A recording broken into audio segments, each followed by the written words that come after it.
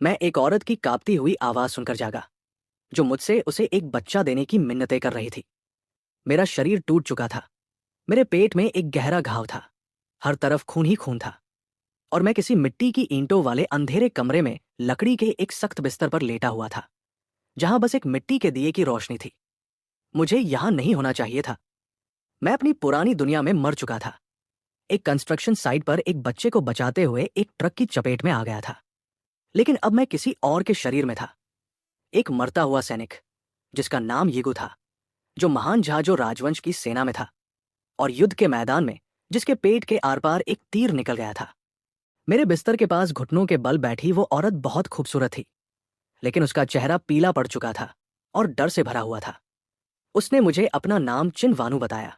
उसने कहा कि सेनापति ने उसे और दो अन्य औरतों, सु मिन्योंग और जियो लिंगर, को मेरे पिता के पास मुआवजे के तौर पर भेजा है, क्योंकि सेना मुझे मेरा वो इनाम नहीं दे सकती थी जो मैंने अपनी जान देकर कमाया था। 3 जिंदा इंसानों को सामान की तरह सौंप दिया गया था। उसने मुझे सौदा बताया। उनमें से एक को मेरे बच्चे को जन्म देना ही होगा, या मेरे मरने के बाद उन तीनों को जबरन सेना के कोठे में भेज दिया जाएगा। एक बच्चा ही उनके बचने का इकलौता रास्ता था। इसलिए उसने खुद को मुझे सौंप दिया, भले ही मैं अधमरा था और मेरे हर छोटे हिलडुल से मेरा घाव भयानक दर्द के साथ फट रहा था। मैं उसे रोकने के लिए अपने हाथ तक नहीं उठा सकता था। जैसे ही मैं हमेशा के लिए अंधेरे में डूबने वाला था, कुछ बदल गया। मेरे पूरे शरीर में एक गर्म ऊर्जा का विस्फोट हुआ। मेरा घाव अपने आप भरने लगा। मैं असल में टूटी हुई मांसपेशियों को कुछ ही सेकंड में वापस जुड़ते हुए देख सकता था। दर्द गायब हो गया। मैं जिंदा था, बल्कि जिंदा होने से भी कहीं बढ़कर था। मेरी आंखें अचानक उस अंधेरे कमरे की हर बारीकी को देख सकती थी। लकड़ी की कड़ियों के हर रेशे को, कोने में मकड़ी के जाले के हर धागे को। मेरी सुनने की क्षमता भी बहुत तेज हो गई थी, सामान्य से कहीं ज्यादा। तभी मैंने बाहर आवाजें सुनी। गांव का मुखिया, जिसका नाम ली एर्गो था, मेरे पिता से बात कर रहा था। वो मेरे बूढ़े पिता से कह रहा था कि मेरे मरने के बाद वे तीनों औरतें उसे सौंप दी जाएं, और इसके बदले में उसने पैसे और सुरक्षा का वादा किया।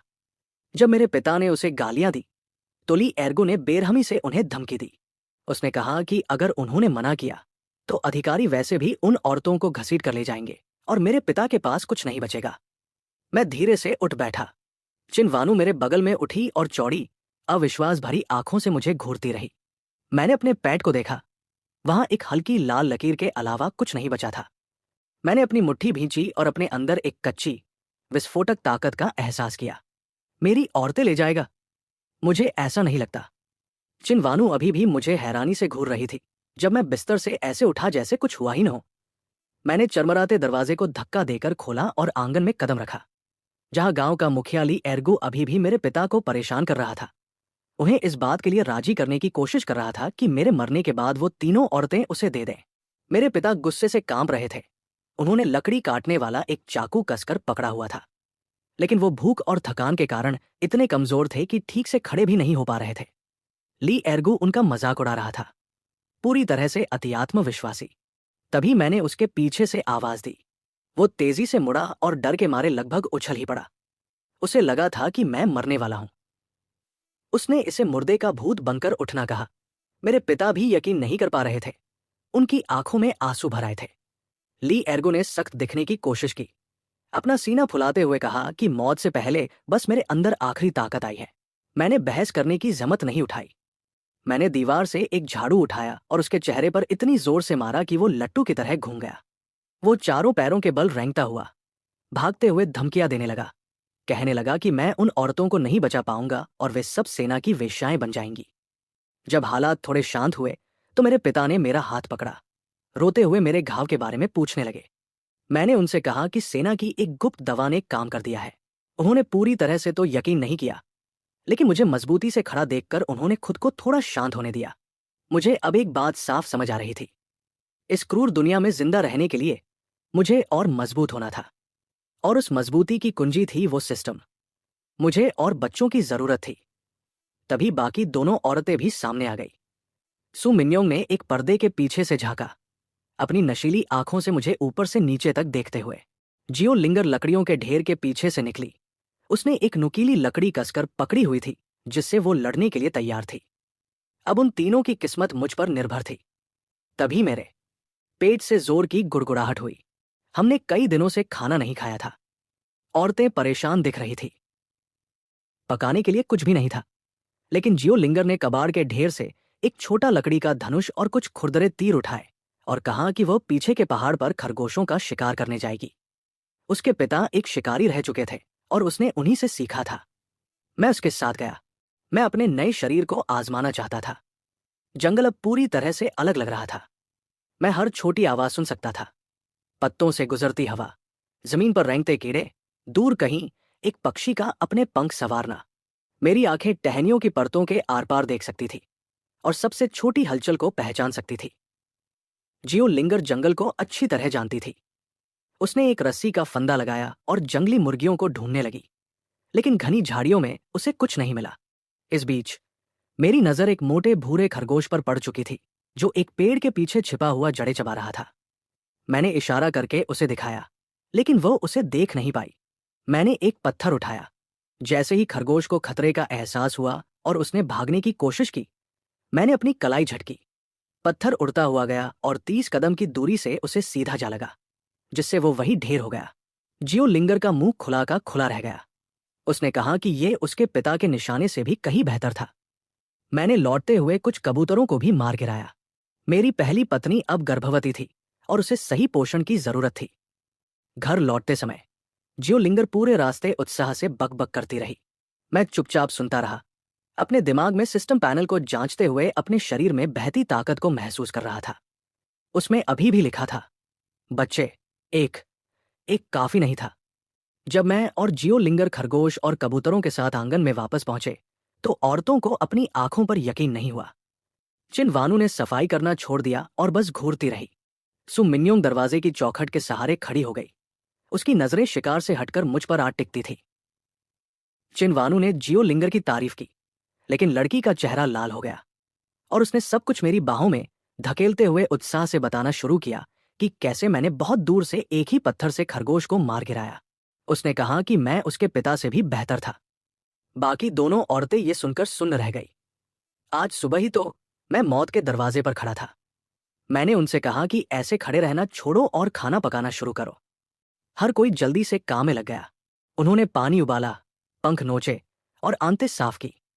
उस पुराने टूटे फूटे बर्तन के आसपास काम करती हुई उन 3 औरतों ने वास्तव में उस जगह को एक असली घर जैसा बना दिया था। मेरे पिता एक पत्थर के स्टूल पर बैठे देख रहे थे। उनकी धुंधली बूढ़ी आंखों में आंसू थे और वे बार बार बुदबुदा रहे थे कि आखिरकार स्वर्ग ने उन पर दया कर ही दी। उन्होंने कबूतर के टुकड़े किए और उन्हें कोने में मिले कुछ सूखे मशरूम के साथ बर्तन में डाल दिया। जल्द ही उस अमीर मांस के सूप की महक हमारे टूटे फूटे घर से बाहर निकलकर पड़ोसियों की नाक तक पहुंचने लगी। एक ऐसे गांव में जहां महीनों तक कोई मांस नहीं देखता था, वो महक एक चुंबक की तरह थी। अगले दरवाजे पर मेरे चाचा का बेटा फावड़ा तेज कर रहा था जब उसे ये महक आई। उसकी पत्नी वांग, जो एक संकीर्ण आंखों और पतले होठों वाली मतलबी औरत थी, बाहर आई और पूछने लगी कि क्या इतना अच्छा महक रहा है। जब उसने सुना कि ये हमारे घर से आ रही है, तो उसे यकीन नहीं हुआ। फिर उनका आधा बड़ा हो चुका बेटा बाओजिन दौड़ता हुआ आया और कहने लगा कि उसने जियो लिंगर और मुझे पहाड़ से वापस आते हुए देखा है और हमारे पास खरगोश और कबूतर थे। तुरंत लालच उन पर हावी हो गया। उन्होंने सोचा कि मैं अभी भी बुरी तरह घायल हूं। मेरे पिता बूढ़े और कमजोर थे और औरतें बेबस थी। हम कर ही क्या सकते थे? वांग ने अपनी जांग पर हाथ मारा और ऐलान किया कि वे इधर आ रहे हैं। आखिरकार परिवार को मांस बांटना ही चाहिए। मेरे चाचा ने अपना लकड़ी काटने वाला चाकू उठाया और वे तीनों हमारे गेट की तरफ बढ़ गए। मेरे चाचा ने चिल्लाकर मेरे पिता से दरवाजा खोलने को कहा। मैंने उन्हें नजरअंदाज कर दिया। मैंने बर्तन का ढक्कन उठाया। दूधिया सफेद शोरबा उबल रहा था और कमाल की महक दे रहा था। मैंने सबसे गाढ़ा हिस्सा एक टूटी हुई कटोरी में निकाला और सबसे पहले चिनवानू को दिया। उसने कांपते हाथों से उस गर्म कटोरी को पकड़ा। उसे अभी तक नहीं पता था कि उसकी कोख में मेरा बच्चा पल रहा है। उसे बस लगा कि मैं दया दिखा रहा हूं। दरवाजा पीटने की आवाज और तेज हो गई। वांग दरवाजे के पार से चीखने लगी कि हम स्वार्थी हैं, अकेले खा रहे हैं, परिवार के साथ नहीं बांट रहे हैं। मेरे पिता आग बबूला हो गए और उनका सामना करना चाहते थे, लेकिन मैंने उन्हें रोक लिया। मैंने सूप का एक घूंट खत्म किया, फिर चलकर गया और दरवाजे की कुंडी खोल दी। वहां वे तीनों खड़े थे। मेरे चाचा ने अपना चाकू सबके सामने पकड़ा हुआ था और एक भद्दी। मुस्कान के साथ कहने लगा कि वो सूप चखने आया है। वांग उसे धक्का देकर आगे आई, हमारे बर्तन को घूरने लगी और फिर बकने लगी कि कैसे मेरी दादी उनके साथ रही थी और हमारी जिंदगी कितनी आसान थी, इसलिए हम पर उनका कर्ज था। उसमें बड़ी हिम्मत थी। मेरे पिता फट पड़े, मेरे चाचा के चेहरे की तरफ उंगली उठाते हुए चिल्लाने लगे कि कैसे परिवार के बंटवारे के दौरान उन्होंने सब कुछ ले लिया था और दादी की देखभाल करने का वादा किया था, लेकिन इसके बजाय उन्हें भूखा रखा जब तक कि वे मर नहीं गई। अब उन्हें मांस की महक आई है तो दौड़ कर आ गए। मेरे चाचा का चेहरा सफेद फिर लाल हो गया। वो चीखने लगा कि दादी बीमारी से मरी थी और ये उनकी गलती नहीं थी। वांग और भी जोर से चीखने लगी, मेरे पिता को गालियां देने लगी, फिर अपने बेटे को आदेश दिया कि जाकर हमारे सूप का एक बर्तन भर लाए। उस लड़के ने धूर्तता से मुस्कुराया और मुझे धक्का देकर आगे निकलने की कोशिश की। मैं बस वहीं खड़ा उसे देखता रहा। वो घबरा गया, लेकिन उसने अपनी हिम्मत जुटाई क्योंकि उसके पिता के पास पीछे चाकू था और उसने मुझे हटने को कहा। उसने जो हाथ मुझे धक्का देने के लिए बढ़ाया था, मैंने उसे पकड़ा और हल्का सा मरोड़ दिया। वो एक कटे हुए सुअर की तरह चीखा और जमीन पर गिर पड़ा। उसका हाथ बेजान होकर लटक गया। वांग एक पागल औरत की तरह मुझ पर झपटी। मैं एक तरफ हट गया और वो धड़ाम से मिट्टी में गिर गई। मेरे चाचा ने अपने रोते चीखते बेटे को देखा, फिर मुझे। चाकू के हत्थे पर उसका हाथ कांप रहा था। उसने खूंखार दिखने की कोशिश की, चिल्लाते हुए कहा कि मैंने सारी हदें पार कर दी है, अपने ही चचेरे भाई को मारा है, और उसने ब्लेड मेरे सिर की तरफ उठा लिया। मेरे चाचा ने चाकू मेरे सिर पर दे मारा। आंगन में मौजूद हर कोई चीख पड़ा। मेरे पिता ने मेरा नाम पुकारा। मैं अपनी जगह से नहीं हिला। बिल्कुल आखिरी सेकंड में मैंने अपना दाहिना हाथ उठाया और ब्लेड को 2 उंगलियों के बीच पकड़ लिया। धातु हत्थे से साफ टूट गई और खनखनाते हुए जमीन पर गिर पड़ी। मैंने 2 उंगलियों से चाकू तोड़ दिया और उन पर एक खरोंच तक नहीं आई। मेरे चाचा ने टूटे हुए ब्लेड को देखा, फिर मेरे हाथ को। उसके पैरों ने जवाब दे दिया। वांग ने सबसे पहले प्रतिक्रिया दी। वो जमीन पर लेट गई, अपना माथा मिट्टी पर इतनी जोर से पटकने लगी कि आवाज आई और मुझे माफ करने की भीख मांगने लगी। मेरा चाचा भी घुटनों के बल गिर पड़ा, सुबकते हुए और खुद को बेकार कहते हुए। मैंने उनकी तरफ देखा भी नहीं। मैंने बस टूटा हुआ ब्लेड उठाया और आंगन की दीवार की तरफ देखा। उन्हें संदेश मिल गया। वे झटपट उठे, अपने रोते हुए बेटे को पकड़ा और आंगन से भाग निकले। उन्होंने पीछे मुड़कर भी नहीं देखा। हालात आखिरकार शांत हो गए। चिन वानू दरवाजे के पास खड़ी थी, जोर जोर से सांस ले रही थी और मेरी पीठ को घूर रही थी। जियो लिंगर अपनी आंखों में चमक लिए दौड़ती हुई मेरे पास आई, मुझे अद्भुत कहने लगी। सु मिन्योंग अभी भी दरवाजे की चौखट के सहारे खड़ी थी, लेकिन मैं बता सकता था कि उसके देखने का नजरिया बदल गया था। वो अब सिर्फ मजे के लिए नहीं देख रही थी, वह हिसाब लगा रही थी। उसने देखा था कि मैंने कितनी आसानी से उस ब्लेड को तोड़ दिया था। वह जानती थी कि ये कोई सामान्य ताकत नहीं थी। मैं बता सकता था कि उसने किसी बात के लिए अपना मन बना लिया था। रात के खाने पर पूरा परिवार सूप पीने के लिए मेज के चारों ओर बैठा। ये उन महीनों में इस घर में किसी का भी खाया हुआ सबसे बेहतरीन खाना था। मेरे पिता ने 2 कटोरी सूप पिया और उनके चेहरे पर कुछ रंग वापस आ गया, लेकिन फिर उन्होंने आह भरी और एक कड़वी सच्चाई सामने रखी। हमारे पास केवल कुछ बीघा खेती की जमीन थी, जो मुश्किल से साल भर के लिए पर्याप्त अनाज दे पाती थी, और अब खिलाने के लिए 3 अतिरिक्त मुंह थे। हम जिंदा कैसे रहेंगे? चिन वानू और जियो लिंगर ने अपने सिर झुका लिए, अपनी कटोरियों को और कसकर पकड़ लिया। सु मिन्योंग बस अपनी उन बड़ी बड़ी आंखों से मुझे घूरती रही। मैंने सूप का अपना आखिरी घूंट खत्म किया और अपने पिता से कहा कि वे चिंता न करें, मैं खाने की स्थिति को संभाल लूंगा। उन्हें बस घर को चलाना और स्वस्थ रहना था। वह बहस करना चाहते थे, लेकिन उन्होंने मेरी आंखों में देखा और अपने शब्द वापस निकल लिए। वह बता सकते थे कि मौत के मुहाने से वापस आने के बाद उनका बेटा एक अलग ही इंसान बन चुका है। बाद में उस रात मैं अपने लकड़ी के सख्त बिस्तर पर लेटा और अपने दिमाग में सिस्टम की जांच की। अंधेरे में एक हल्के नीले रंग का पैनल तैर रहा था। शरीर की ताकत 15, एक सामान्य इंसान से 3 गुना ज्यादा। एक बच्चा, चिन वानू, गर्भवती। इनाम शरीर की मजबूती और तुरंत ठीक होना था। एक दुकान की सुविधा थी, लेकिन वह अभी भी बंद थी। मिशन सरल था, परिवार को बढ़ाएं और बच्चे पैदा करें। एक बच्चे ने पहले ही मेरी ताकत को 3 गुना कर दिया था और मेरी जान बचा ली थी। और बच्चों से क्या होगा? एक ऐसी दुनिया में जहां लोगों की जान की कोई कीमत नहीं थी, जहां गांव का मुखिया और मेरे अपने चाचा भी हमें धमकाने की हिम्मत करते थे। केवल कच्ची ताकत ही हमें जिंदा रख सकती थी। मुझे और मजबूत होने की जरूरत थी, और ऐसा करने का तरीका ये था कि मैं और बच्चे पैदा करूं। जब मैं ये सोच रहा था, दरवाजा चरमराते हुए खुला। सु मिन्योंग गर्म पानी का एक बर्तन लिए हुए अंदर खिसक आई। उसने एक आधा घिसा हुआ गुलाबी रेशमी टॉप पहन लिया था जो उसके हर उभार को दिखा रहा था। उसने बर्तन नीचे रखा और मुझे साफ सुथरा होने में मदद करने की पेशकश की। फिर उसने मुझे बताया कि उन तीनों औरतों ने उस दोपहर आपस में बात की थी।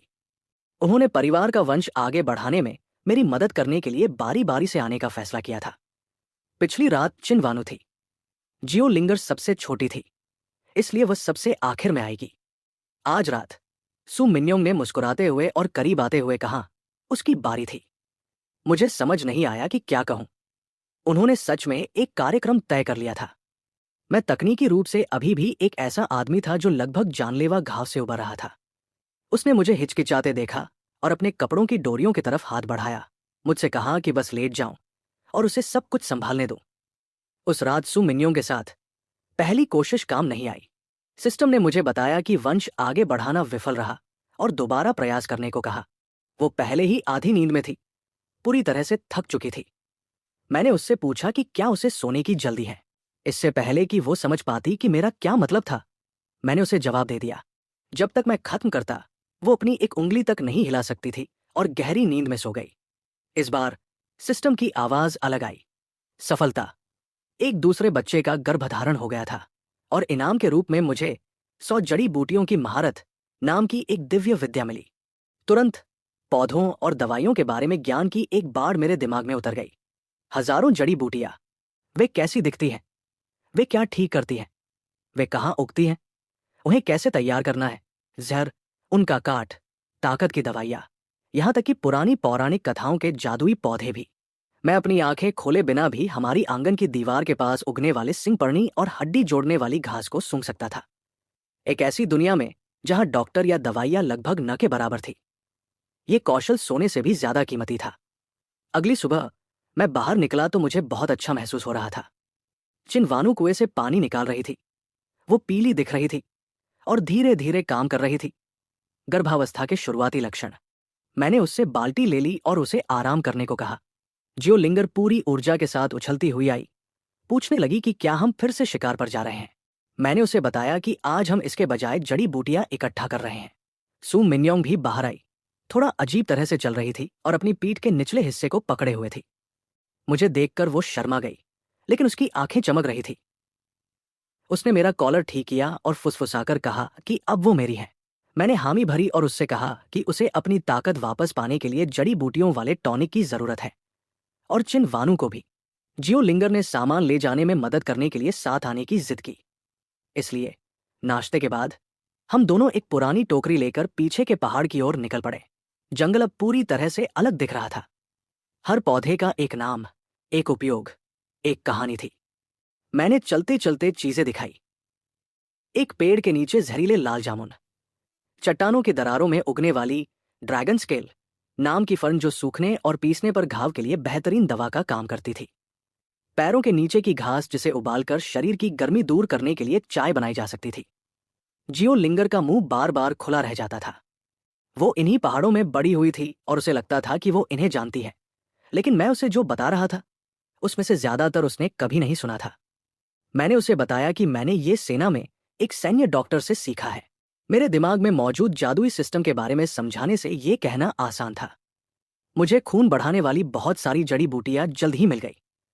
एस्ट्रागैलिस, एंजेलिका की जड़, और यहां तक कि एक चट्टान के किनारे पर छिपा हुआ उच्च गुणवत्ता वाली जंगली फ्लीस फ्लावर जड़ का एक गुच्छा। इनमें से कोई भी शहर के दवाखाने में अच्छी कीमत दिला सकता था। जब हमने काफी इकट्ठा कर लिया तो जियो लिंगर पत्थरों से पक्षियों को मारने का अभ्यास करना चाहती थी। उसने मेरी नकल करने की कोशिश की। एक शाखा पर बैठे फाख्ता पर निशाना साधा, लेकिन हर एक वार खाली गया। उसने झुंझलाहट में अपने पैर पटके। मैं उसके पीछे गया, उसके कंधे के चारों ओर हाथ रखा और उसका पत्थर फेंकने वाला हाथ पकड़ लिया। मैंने उसे तकनीक सिखाई। कमर से ताकत लगाओ, कलाई को स्थिर रखो, सही समय पर ताकत छोड़ो। वो पूरी तरह से अकड़ गई। उसका चेहरा इतना लाल हो गया कि उस पर अंडा तला जा सके। उसका दिल जोर जोर से धड़क रहा था और उसने मेरी एक भी बात नहीं सुनी। मैंने उसके हाथ को सही गति से मोड़ा और फाख्ता पेड़ से नीचे गिर गया। मैं पीछे हटा और उससे कहा कि यह आसान था। वो बस वहीं जमी खड़ी रही, अपने ही हाथ को ऐसे घूर रही थी जैसे उस पर अभी भी मेरी गर्माहट महसूस हो रही हो। जब तक वो ख्यालों से बाहर आती और पक्षी को उठाती, मैं पहले ही कई और कबूतरों को मार गिरा चुका था। हम जड़ी बूटियों और शिकार से लदे हुए घर की ओर चल पड़े। लेकिन जब हम गांव के प्रवेश द्वार पर पहुंचे तो मैंने देखा कि गांव का मुखिया ली एरगू फिर से मेरे परिवार के गेट के बाहर घात लगाए खड़ा था और अंदर झांक रहा था। जब हम वापस आए तो ली एरगू हमारे गेट के सहारे खड़ा था, मेरी पीठ पर लदी भरी हुई टोकरी और जियो लिंगर के हाथों से खून टपकते कबूतरों को घूर रहा था। उसके चिपचिपे चेहरे पर ईर्ष्या साफ झलक रही थी। उसने फिर से बकवास करना शुरू कर दिया।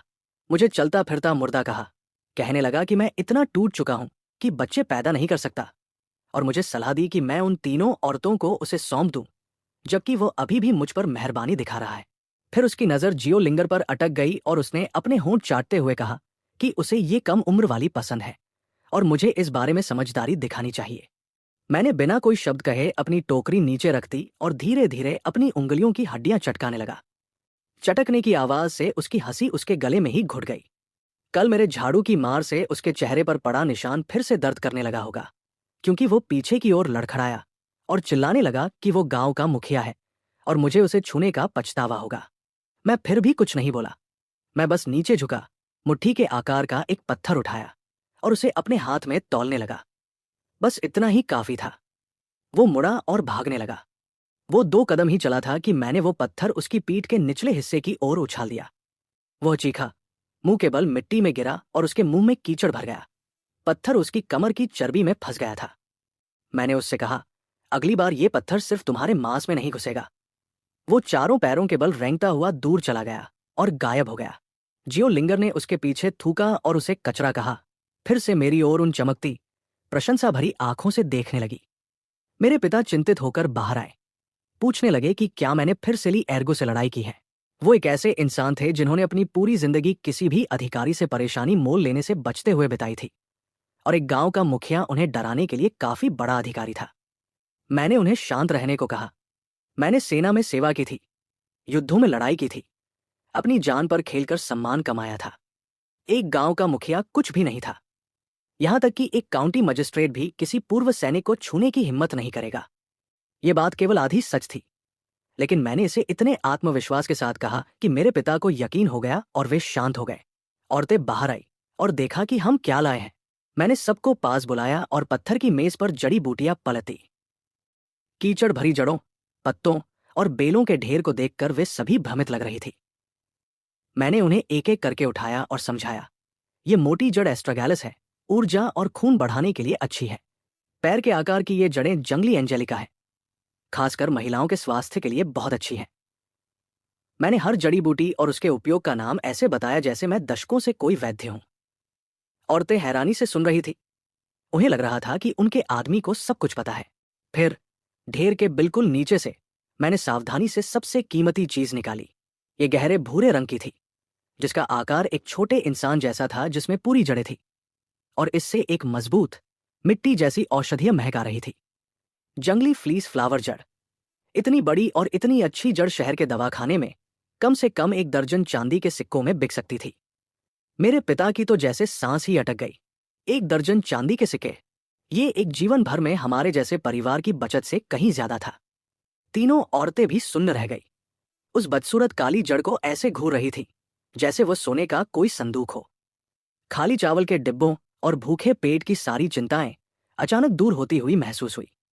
मैंने इसे सावधानी से कपड़े में लपेटा और अपनी कमीज के अंदर खोस लिया। फिर मैंने अपने परिवार के हैरान, खुश चेहरों की ओर देखा और उनसे कहा, कल मैं इन जड़ी बूटियों को पैसे और अनाज के बदले बेचने के लिए काउंटी शहर जा रहा हूं। अगली सुबह जल्दी, सूरज पूरी तरह से निकलने से पहले, मैं काउंटी शहर जाने के लिए तैयार हो गया। मेरे पिता मुश्किल से ही सो पाए थे। उनकी आंखें धंसी हुई और चिंतित थी। उन्होंने मेरा हाथ पकड़ा और मुझसे कुछ और दिन रुकने को कहा, ये कहते हुए कि रास्ता लंबा है और मेरा शरीर अभी अभी ठीक हुआ है। मैंने उनके हाथ को थपथपाया और कहा कि मुझे पता है कि मैं क्या कर रहा हूं। मेरे पास खुरदरे कपड़े में लिपटी और मेरी कमीज के अंदर सुरक्षित रूप से रखी हुई फ्लीस फ्लावर की जड़ थी। मैंने उनसे कहा कि जियो लिंगर मेरे साथ आएगी ताकि रास्ते में मेरा साथ रहे और उन्हें घर पर रहकर दरवाजे की निगरानी करनी चाहिए। जियो लिंगर का चेहरा ये सुनते ही चमक उठा कि वह भी साथ आ रही है। काउंटी शहर का रास्ता पीले रंग की मिट्टी, गड्ढों और दरारों से भरा था। हमने लगभग 1 घंटे तक पैदल चला होगा कि तभी मुझे आगे कुछ परेशानी नजर आई। सड़क के एक मोड़ पर एक टेढ़े पेड़ के नीचे कुछ गुंडों का झुंड रास्ता रोके हुए आराम फरमा रहा था। वे 4 लोग थे। उनका नेता एक खूंखार दिखने वाला आदमी था जिसकी एक आंख थी और उसके चेहरे पर चाकू का एक गहरा निशान था। जैसे ही उसने जियो लिंगर को देखा, अपनी छोटी आरामदायक पोशाक में जवा और ताजे चेहरे वाली उसकी उस इकलौती आंख में कुछ गंदा सा भाव आ गया। एक पतले चूहे जैसे चेहरे वाले आदमी ने एक लंबी सीटी बजाई और सड़क के बीचों बीच आकर खड़ा हो गया। मुस्कुराते हुए उसने उसे छोटी बहन कहकर पुकारा और उसे काउंटी शहर तक छोड़ने की पेशकश की। जियो लिंगर का चेहरा सफेद पड़ गया। वो मेरे पीछे छिप गई और मेरी कमीज के पिछले हिस्से को अपने दोनों हाथों से कसकर पकड़ लिया। उसकी उंगलियां कांप रही थी। मैं महसूस कर सकता था कि वो मेरी पीठ से कैसे चिपक गई थी और खुद को जितना हो सके छोटा बनाने की कोशिश कर रही थी। मैं चलते चलते रुक गया और उन्हें शांति से देखा। काना नेता खड़ा हुआ, अपने हाथ में एक छोटा लकड़ी का डंडा घुमाते हुए, और मुझे ऊपर से नीचे तक तौलने लगा। उसने मेरे खुरदरे किसानी कपड़ों को देखा, सोचा कि मैं कोई ऐरा गहरा हूं और मुझे सौदा बताया। मजे के लिए लड़की को उनके पास छोड़ दूं और मैं सही सलामत वापस लौट सकता हूं। मैंने कोई जवाब नहीं दिया। मैं सड़क के किनारे गया, अपनी भात जितनी मोटी एक पेड़ की शाखा पकड़ी और उसे तोड़ लिया। मैंने उसे अपने हाथ में 2-3 बार उछाला, उसके वजन का अंदाजा लगाया। वे चारों जोर जोर से हंसने लगे। उनमें से एक ने अपने घुटने पर हाथ मारा और पूछा कि क्या मैं सच में एक डंडे से उनसे लड़ने की योजना बना रहा था। उसने मुझे पागल कहा। काने आदमी ने अपना डंडा उठाया और अपनी धमकी पूरी किए बिना ही बीच में मुझ पर झपट पड़ा। उसका डंडा मेरी खोपड़ी की तरफ नीचे आया। मेरी शाखा और तेजी से घूमी। वो हवा को चीरती हुई गई और सीधे उसकी कलाई की उस सटीक जगह पर लगी जहां हड्डियां मिलती हैं। मुझे हड्डियों के चटकने की आवाज साफ सुनाई दी। उसकी कलाई चकनाचूर हो गई। डंडा उसकी पकड़ से छूटकर उड़ गया और वह अपने हाथ को सहलाते हुए घुटनों के बल गिर पड़ा, जो अब एक गलत दिशा में मुड़ चुका था और वो दर्द से चीख रहा था। बाकी दो तो अभी तक समझ ही नहीं पाए थे कि क्या हुआ। मैं आगे बढ़ा और शाखा को बाएं दाएं घुमाया। 2 तेज प्रहार, हर आदमी के घुटने की चक्की पर। वे एक साथ नीचे गिरे। उनके चेहरे दर्द से ऐंठ गए। वे जमीन की धूल में लौटने लगे और अपने पैरों को कसकर पकड़ लिया। जमीन पर गिरने से पहले वे चीख भी नहीं पाए थे। चूहे जैसे चेहरे वाला पतला आदमी आखिरी था जो पैरों पर खड़ा था। उसके पैर जेली की तरह कांप रहे थे। उसकी पैंट के सामने एक गहरा दाग फैल गया और एक खट्टी सी दुर्गंध हवा में फैल गई।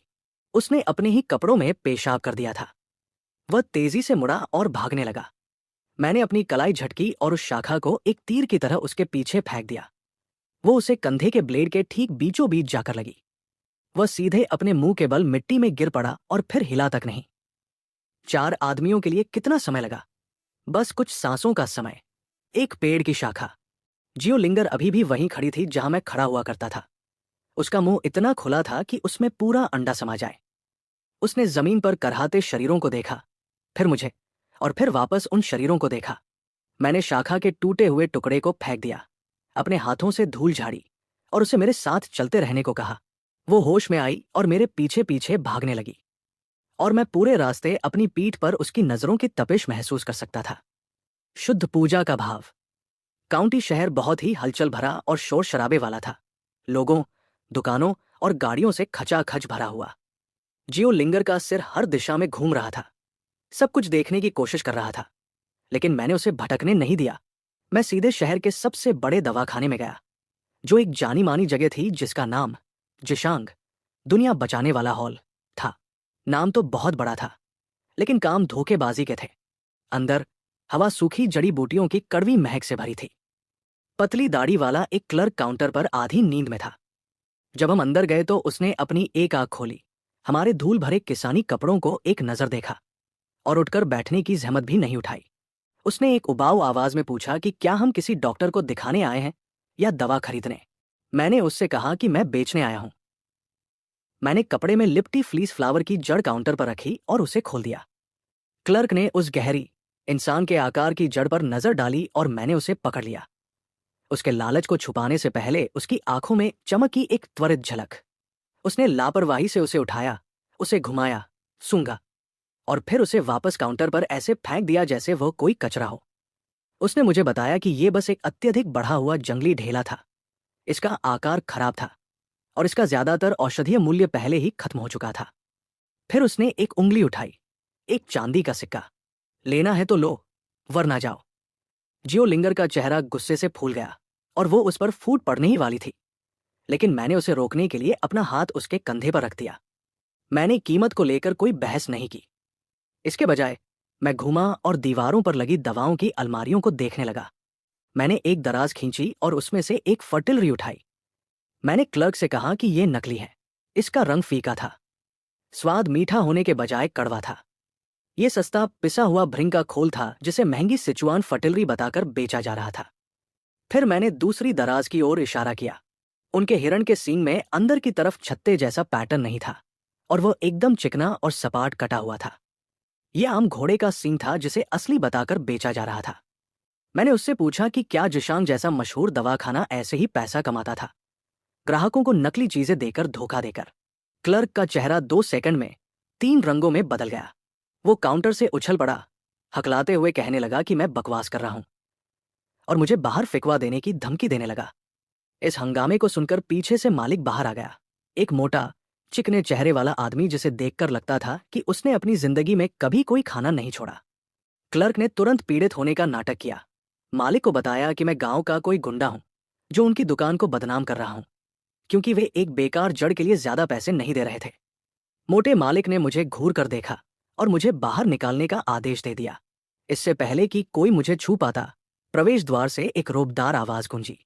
एक बूढ़े सज्जन अंदर आए, अच्छे कपड़े पहने हुए, जिनकी नजरें तेज थी और उम्र के बावजूद पीठ एकदम सीधी थी।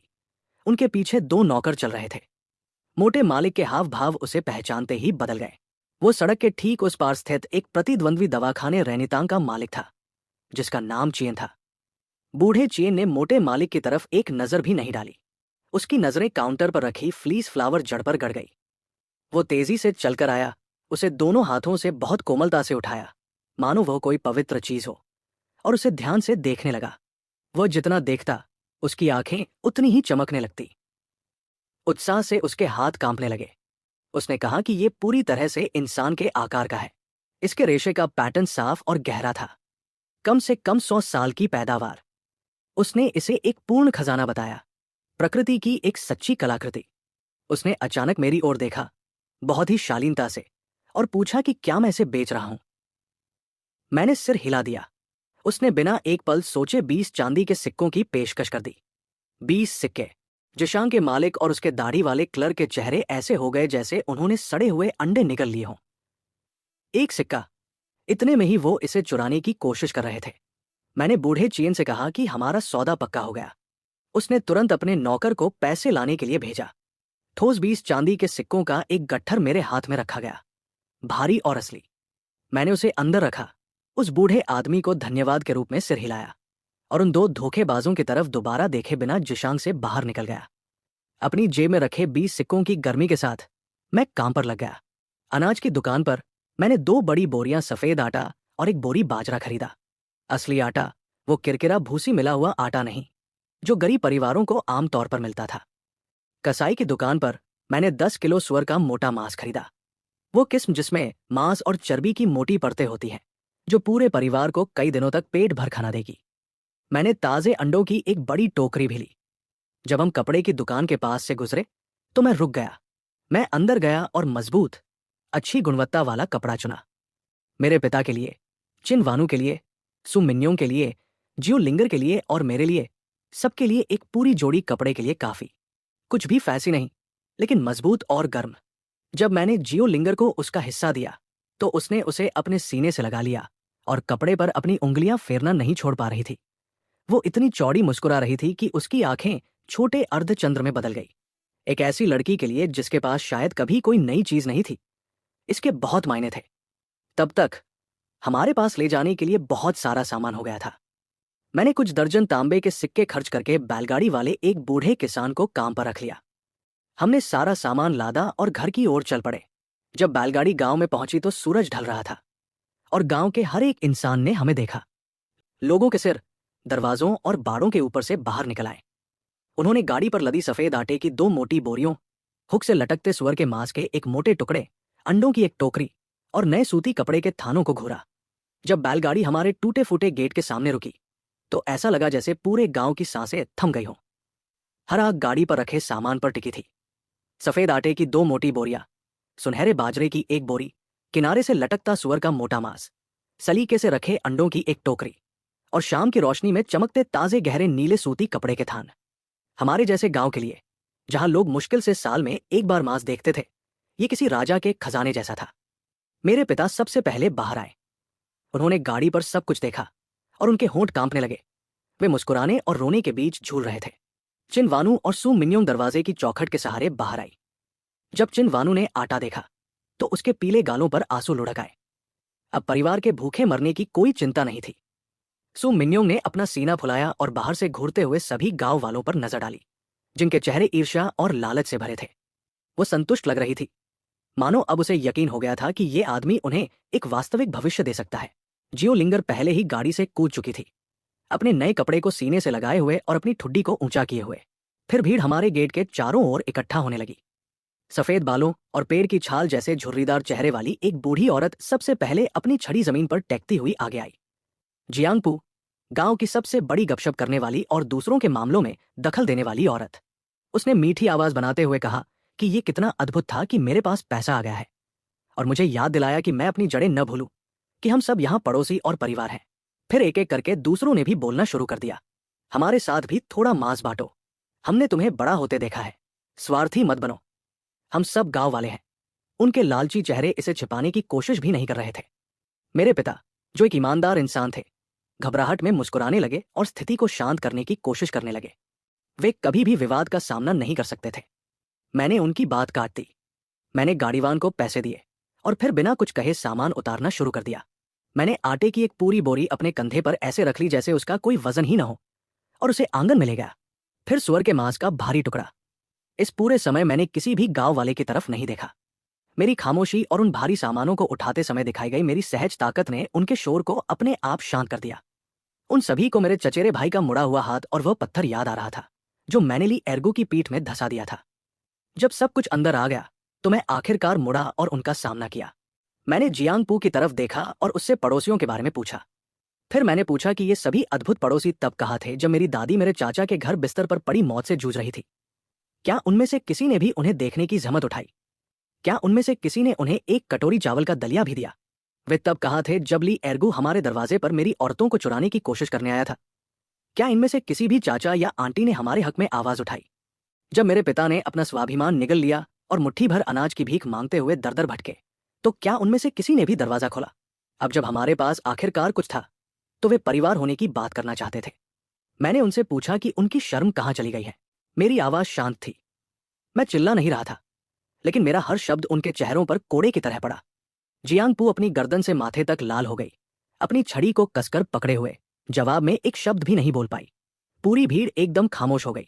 मैं मुड़ा, शहर से खरीदा हुआ एक बिल्कुल नया कुल्हाड़ा उठाया, गेट की तरफ गया और उसे लकड़ी की चौखट में जोर से गाड़ दिया। वह ब्लेड एक तेज चटक की आवाज के साथ लकड़ी में गहराई तक धंस गया और प्रहार के कारण धातु अभी भी झंझना रही थी। हर गांव वाला पूरा एक कदम पीछे हट गया। मैंने उनसे कहा कि मैं आज से सन परिवार के लिए नए नियम बना रहा हूं। खाना चाहिए, ठीक है, सूखी लकड़ियों के एक पूरे गट्ठर के बदले आटे की 2 कटोरी मिलेगी। हमारी दीवारों या खेतों पर आधा दिन मजदूरी करने पर सुअर के मांस का एक हिस्सा मिलेगा। उचित दाम, ईमानदार व्यापार। बदलने के लिए कुछ लाओ। मैंने चौखट से कुल्हाड़ा खींचा और उसे अपने हाथ में तौलने लगा। अगर किसी को मुफ्त में कुछ चाहिए या कोई चालाकी करने की सोच रहा है तो वो पहले इस ब्लेड से निपट ले। गेट के बाहर एकदम सन्नाटा छा गया। जियांगपू सबसे पहले टूटी। उसने जमीन पर थूका, बड़बड़ाते हुए कहा कि उसे हमारी खैरात की जरूरत नहीं है और अपनी छड़ी टेकती हुई वहां से चली गई। बाकी लोग भी छोटे छोटे समूहों में उसके पीछे चल दिए, दबी आवाज में कड़वी बातें बड़बड़ाते हुए और अपनी पूंछ पैरों के बीच दबाकर खिसक गए। तमाशा खत्म हो गया था। उस रात पहली बार असली खाने की महक से हमारा मिट्टी की ईंटों वाला घर भर गया। पुरानी चौकोर मेज पर भुने हुए सुअर के मांस का एक बड़ा कटोरा, तले हुए अंडों की एक प्लेट, भाप निकलते मांस के सूप का एक बर्तन और नरम सफेद आटे की रोटियों का एक ढेर रखा था। मेरे पिता ने कांपते हाथों से अपना कटोरा पकड़ा। अपनी पूरी जिंदगी में उन्होंने इतना अच्छा खाना कभी नहीं खाया था। चिन वानू और सू मिन्योंग ने चुपचाप खाया। भावनाओं से उनकी आंखें लाल हो गई थी। केवल जियो लिंगर ने बिना किसी परवाह के खाया। उसके गाल पूरी तरह से भरे हुए थे और वह निवालों के बीच बुदबुदा रही थी कि मैंने जो मांस पकाया है वो स्वादिष्ट है। रात के खाने के बाद मेरे पिता ने मुझे एक तरफ खींचा और अपनी चिंता फुसफुसाकर बताई। मैंने आज पूरे गांव को दुश्मन बना लिया है। इसके बाद हम यहां कैसे रहेंगे? मैंने उनके चिंतित, थके हुए चेहरे को देखा और उन्हें सच बताया। जब हम एक अच्छे परिवार थे तो हर कोई हमें रौंद कर चला जाता था। अब जब हम एक ऐसा परिवार है जिससे कोई पंगा नहीं लेना चाहता तो हमें वास्तव में शांति मिलेगी। पसंद किए जाने और मरने से बेहतर है कि लोग डरे रहें और हम जिंदा रहें। वो मुझे बहुत देर तक घूरते रहे, पूरी तरह से समझ नहीं पा रहे थे। फिर एक लंबी आह भरी। देर रात जब सब सो गए थे, मैंने गेट पर एक बहुत ही हल्की, झिझकती हुई दस्तक सुनी। मैं उठा और देखने गया। बाहर गौशिंग खड़ा था, पूरे गांव का सबसे गरीब और डरपोक आदमी। उसने सूखी लकड़ियों का एक गट्ठर पकड़ा हुआ था जो लगभग उससे भी बड़ा था और उसे कसकर और सफाई से बांधा गया था। जब उसने मुझे देखा तो वो इतनी जोर से चौंका कि लगभग वो पूरा गट्ठर ही गिरा देता। उसने एक मच्छर से भी मुश्किल से तेज आवाज में हकलाते हुए कहा कि उसने मेरे नियम सुने हैं और अपनी लकड़ियों के बदले 2 कटोरी आटा बदलना चाहता है। उसकी पत्नी कई दिनों से बीमार थी और उनके पास खाना पूरी तरह से खत्म हो गया था। मैंने उसे देखा, फिर मैंने लकड़ियों के उस गट्ठर को देखा। शायद उसके पास जो कुछ भी था वह यही था। मैंने कुछ नहीं कहा। मैं वापस अंदर गया। एक पल बाद मैं एक छोटा कपड़े का थैला लेकर बाहर आया और उसे उसकी बाहों में थमा दिया। उसने उसे दबाकर देखा। कम से कम 5 या 6 पाउंड आटा रहा होगा, जो लकड़ियों की कीमत से कहीं ज्यादा था। उसके हाथ कांप रहे थे, उसकी आंखें फटी रह गई थी। उसने कुछ कहने की कोशिश की। मैंने उससे कहा कि इसे घर ले जाए और अपनी पत्नी के लिए थोड़ा दलिया बनाए। फिर मैंने गेट बंद कर दिया। गौशिंग के अपने आटे के साथ रात के अंधेरे में गायब होने के बाद मैंने गेट बंद किया और अपने परिवार की ओर देखा। मेरे पिता असमंजस में थे। मुझ पर गर्व था, लेकिन चिंतित भी थे कि मैंने गांव वालों के साथ कुछ ज्यादा ही सख्ती कर दी थी। चिन वानू और सू मिन्योंग चुपचाप सफाई कर रही थी और छुप छुप कर मुझे देख रही थी। जियो लिंगर उछलती हुई मेरे लिए कुएं के पानी का एक बर्तन लेकर आई ताकि मैं अपना चेहरा धो सकूं। मैंने उन सभी से कहा कि वे चिंता न करें, मेरे नियंत्रण में सब कुछ था। फिर हर कोई सोने चला गया। बिस्तर पर लेटकर मैंने अपने दिमाग में सिस्टम पैनल को खोला। मेरे शरीर की ताकत बढ़कर 20 हो गई थी, एक सामान्य इंसान से 4 गुना। 2 बच्चे आने वाले थे, लेकिन दुकान अभी भी बंद थी और मिशन अभी भी वही कह रहा था, परिवार को बढ़ाएं, इसे मजबूत बनाएं। मैंने उन शब्दों को घूरा और गहराई से सोचा। परिवार को बढ़ाना केवल और बच्चे पैदा करने के बारे में नहीं था। इस दुनिया में एक असली परिवार को जमीन, पैसे, कामगारों और एक ऐसे किले की जरूरत थी जिसे छूने की कोई हिम्मत न करे, न कि इन ढहते हुए मिट्टी के झोपड़ों की जिनमें हम रहते थे। मुझे लगता है कि मैं अब समझ गया था। दुकान को खोलने के लिए मुझे वास्तव में कुछ बनाना होगा। अगली सुबह भोर होते ही मैंने गेट के बाहर कुछ आवाजें सुनी। मैं बाहर गया और गौशिंग को पाया। वो पहले ही अपनी लकड़ियों को हमारी दीवार के साथ सफाई से लगा चुका था और एक पुरानी घिसी हुई झाड़ू से आंगन बुहा रहा था और खुद को उपयोगी साबित करने की कोशिश कर रहा था। जब उसने मुझे देखा तो वो जम गया और घबराहट में अपने हाथ मलने लगा, कहने लगा कि वो बस मदद करना चाहता था। मैंने उससे सीधे तौर पर कहा कि मुझे खैरात की मजदूरी नहीं चाहिए। उसका चेहरा सफेद पड़ गया और वह रोने जैसा हो गया। ये सोचकर कि उसने मुझे नाराज कर दिया है, मैंने उसकी बात काट दी। मैंने उससे कहा कि अगर वो मेरे लिए काम करेगा तो मैं उसे मजदूरी दूंगा, असली मजदूरी। 50 तांबे के सिक्के एक दिन के, साथ में 2 वक्त का खाना। उसकी आंखें फटी की फटी रह गई। शहर में कमर तोड़ देने वाली मजदूरी के भी केवल 30 सिक्के ही मिलते थे। वो घुटनों के बल गिर पड़ा और माथा टेकने की कोशिश करने लगा। मुझे अपना तारणहार कहने लगा। मैंने उसे वापस ऊपर खींचा और बताया कि हम सन परिवार में ऐसा नहीं करते। वो मेरा काम पर रखा हुआ मजदूर था। काम ठीक से करो और पैसे ले लो, बस इतनी सी बात थी।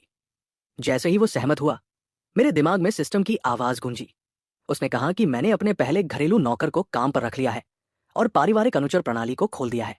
इनाम, एक चांदी का सिक्का हर दिन, जो हर आधी रात को सिस्टम स्पेस में अपने आप जमा हो जाएगा ताकि मैं उसे कभी भी निकाल सकूं।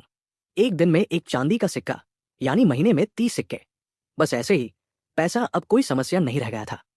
मैंने अपने सामने खड़े इस दुबले-पतले, कृतज्ञ आदमी को देखा और मुझे एक बात समझ में आई। परिवार को बढ़ाने का एक दूसरा रास्ता भी था। केवल बच्चे ही नहीं, बल्कि लोग, अनुयायी, कामगार। एक घर बनाना। गौशिंग ने एक फावड़ा लिया और घर के पीछे पड़े उस बंजर जमीन के टुकड़े पर ऐसे टूट पड़ा जैसे उस पर भूत सवार हो। वो रुका नहीं। उसने कोई शिकायत नहीं की। बस उस जंगली जमीन को ऐसे खोदने लगा जैसे उसकी जिंदगी इसी पर निर्भर हो।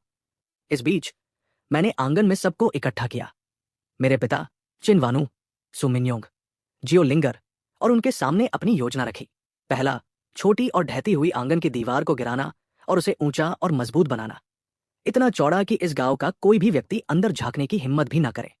दूसरा, एक बार जब गौशिंग मिट्टी को पलटने का काम पूरा कर लेगा तो हम अपने लिए अनाज और सब्जियां बोएंगे।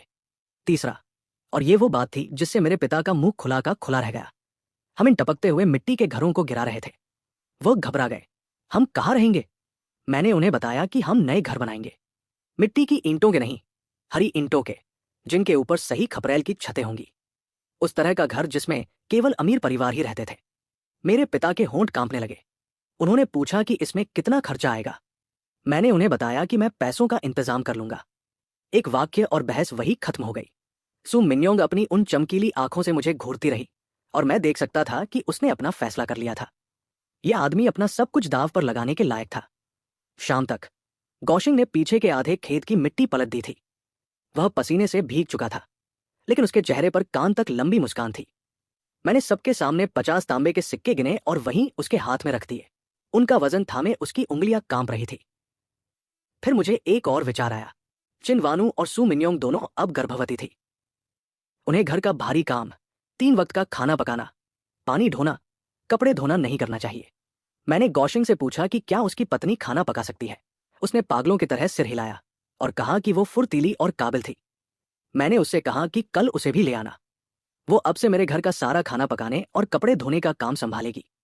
उसके लिए 30 सिक्के प्रतिदिन, और वे दोनों अब से हमारी मेज पर खाना खाएंगे। वो बस वही खड़ा मुझे ऐसे घूरता रहा जैसे मैंने उसे बता दिया हो कि आसमान का रंग हरा है। उन दोनों को काम मिल गया था, दोनों को पैसे मिल रहे थे, दोनों को मुफ्त का खाना मिल रहा था। वह इस बात पर यकीन नहीं कर पा रहा था। जब आखिरकार उसे ये बात समझ में आई तो उसका चेहरा एकदम लाल हो गया और वो बार बार झुककर प्रणाम करने लगा, वादा करते हुए कि वो कल सुबह सबसे पहले यहां आ जाएगी। फिर वह इस खबर को अपनी पत्नी को बताने के लिए लगभग दौड़ता हुआ घर गया। गौशिंग उस रात लगभग उड़ता हुआ घर पहुंचा। जब उसने उसे ये खबर बताई तो वो और उसकी बीमार पत्नी एक दूसरे को गले लगाकर रो पड़े। हमारे यहाँ मेरे पिता अब और खुद को रोक नहीं पाए। उन्होंने पूछा कि हम रोज 80 सिक्के और 2 लोगों का खाना कैसे वहन कर सकते हैं। हमारे पास इतना पैसा नहीं था। मैंने उनसे कहा कि वह पैसों की चिंता न करें। मैंने बस इतना ही कहा और उन्होंने अपने बाकी सवाल निकल लिए। चिनवानू और सु मिन्योंग ने एक दूसरे को देखा। उन्हें भी ये बहुत ज्यादा लग रहा था, लेकिन मुझे इतना शांत देखकर वे भी शांत हो गई। जियो लिंगर बस मुझे अपनी उन चमकीली, पूजा भरी आंखों से देखती रही। उसके दिमाग में मैं जो भी करता था वह सही था। उस रात बिस्तर पर मैंने सिस्टम की जांच की। पैनल ने इसकी पुष्टि कर दी। प्रत्येक घरेलू नौकर के लिए प्रतिदिन एक चांदी का सिक्का। अगर गौशिंग की पत्नी भी जुड़ जाती तो वह रोजाना 2 चांदी के सिक्के हो जाते। एक महीने में 60 सिक्के। मैं उन दोनों को कुल मिलाकर रोजाना 80 तांबे के सिक्के दे रहा था, जो पूरे महीने के लिए मुश्किल से 2 चांदी के सिक्कों से थोड़ा ही ज्यादा था। मुनाफा बहुत बड़ा था। अब मुझे पूरी तरह से समझ में आ गया था कि सिस्टम का परिवार बढ़ाने से क्या मतलब था। ये केवल बच्चों के बारे में नहीं था। लोग भी परिवार का हिस्सा थे, वफादार अनुयायी भी गिने जाते थे। मैं सही रास्ते पर था। इस निरंतर आमदनी के साथ एक असली घर बनाना अब कोई सपना नहीं रह गया था। अगली सुबह सूरज उगने से पहले ही गौशिंग और उसकी पत्नी सुई हुआ हमारे गेट पर इंतजार कर रहे थे। वो दुबली तली और बीमार सी दिख रही थी। उसका चेहरा पीला था, लेकिन उसकी आंखें साफ और ईमानदार थी। उसने मुझे और मेरे पिता को बिना कुछ कहे गहराई से झुककर प्रणाम किया, फिर सीधे रसोई में गई और काम करना शुरू कर दिया। मैंने चिनवानू और बाकी लोगों से उसे व्यवस्थित होने में मदद करने को कहा। फिर मैंने दोबारा से योजना समझाई और सबको उनके काम बांट दिए। मेरे पिता भारी काम के लिए बहुत बूढ़े थे, इसलिए मैंने उनसे कहा कि वे मिट्टी मिलाएं और निगरानी करें। चिनवानू, सु मिन्योंग और जियो लिंगर हल्की चीजों को उठाने में गौशिंग की मदद करेंगी। फिर मैंने अपनी कमीज उतार दी, जिसके नीचे मजबूत गढ़े हुए मांसपेशियां दिख रही थी, और खुद काम पर लग गया। ये खबर कि मैंने गौशिंग और उसकी पत्नी को 80 सिक्के प्रतिदिन पर काम पर रखा है, सुबह तक पूरे गांव में जंगल की आग की तरह फैल गई। गांव के प्रवेश द्वार पर उस टेढ़े पेड़ के नीचे नकारा आदमी गपशप करने के लिए इकट्ठा हो गए। उनका कहना था कि मैं पागल हो गया हूं। 80 सिक्के तो काउंटी में कुशल कारीगर कमाते थे। उन्होंने कहा कि मैं बस दिखावा कर रहा हूं और मेरे पास कोई असली पैसा नहीं है। फिर किसी ने बताया कि मैं अपने मिट्टी के घरों को गिराकर उचित खपरेल वाली छतों के साथ हरी ईंटों के घर बनाने की योजना बना रहा हूं। इससे ठहाकों का एक तूफान सा आ गया। उन्होंने मुझे भ्रम का शिकार कहा। जियांगपू अपनी छड़ी टेकते हुए आई और चीख कर कहने लगी कि मुझ पर औरतों का जादू हो गया है, कि 10 दिनों के भीतर मैं अपनी पैंट बेच रहा हूंगा और टुकड़ों के लिए भीख मांग रहा हूंगा। ली एर्गू और मेरे चाचा भी भीड़ में थे, जो थूक रहे थे और मजाक उड़ा रहे थे।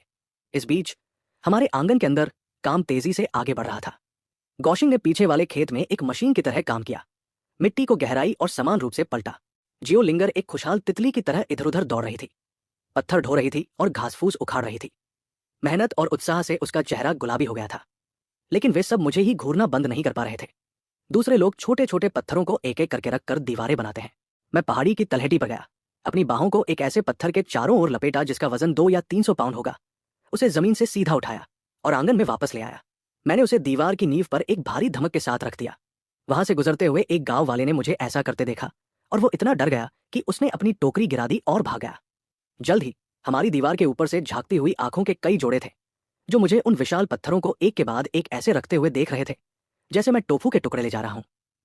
उनके चेहरे सफेद पड़ गए। उन्होंने जोर से सांस लेने की भी हिम्मत नहीं की। वे सब एक ही बात सोच रहे थे, ये इंसानी ताकत नहीं थी, मैं एक राक्षस था। दोपहर में सुई हुआ ने असली दोपहर का भोजन परोसा। उसका खाना सादा था, लेकिन सामग्री ने उसकी कमी पूरी कर दी। सफेद चावल का एक बड़ा बर्तन, साग के साथ भुने हुए सुअर के कटे हुए मांस की एक प्लेट और एक ड्रॉप सूप का एक बर्तन। उसकी महक आधे गांव में फैल गई। अपने खुद के पानी वाले दलिया के सामने बैठे लोग दबी आवाज में गालियां दे रहे थे। वे ईर्ष्या और अपनी दयनीय हालत के बीच फटे जा रहे थे। दिन के अंत तक पूरे पीछे के खेत को पलट दिया गया था और नई दीवार की पत्थर की नींव पहले ही कमर तक ऊंची हो गई थी। मैंने सबके सामने 80 तांबे के सिक्के गिने और उन्हें गौशिंग की हथेली पर रख दिया। वो और सुई हुआ कांपते हाथों से उन भारी सिक्कों को पकड़े हुए थे। उनकी आंखें लाल और नम थी। घर जाने से पहले उन्होंने मुझे बार बार धन्यवाद दिया, लेकिन वे ज्यादा दूर नहीं जा पाए। गांव के प्रवेश द्वार पर ली एर्गू और कुछ अन्य लोग उनका इंतजार कर रहे थे। उसने उनका रास्ता रोक लिया, गौशिंग के हाथ में रखे सिक्कों को अपनी उस भद्दी आधी मुस्कान के साथ घूरते हुए। उसने गौशिंग से कहा कि मेरे लिए काम करने का मतलब पूरे गांव के खिलाफ जाना है और इसके बारे में ध्यान से सोचने को कहा। फिर वह करीब झुका और अपनी आवाज को एक धमकी में बदल दिया। मैं गौशिंग को हमेशा के लिए नहीं बचा सकता था और वो और उसकी पत्नी अभी भी इसी गांव में रहते थे।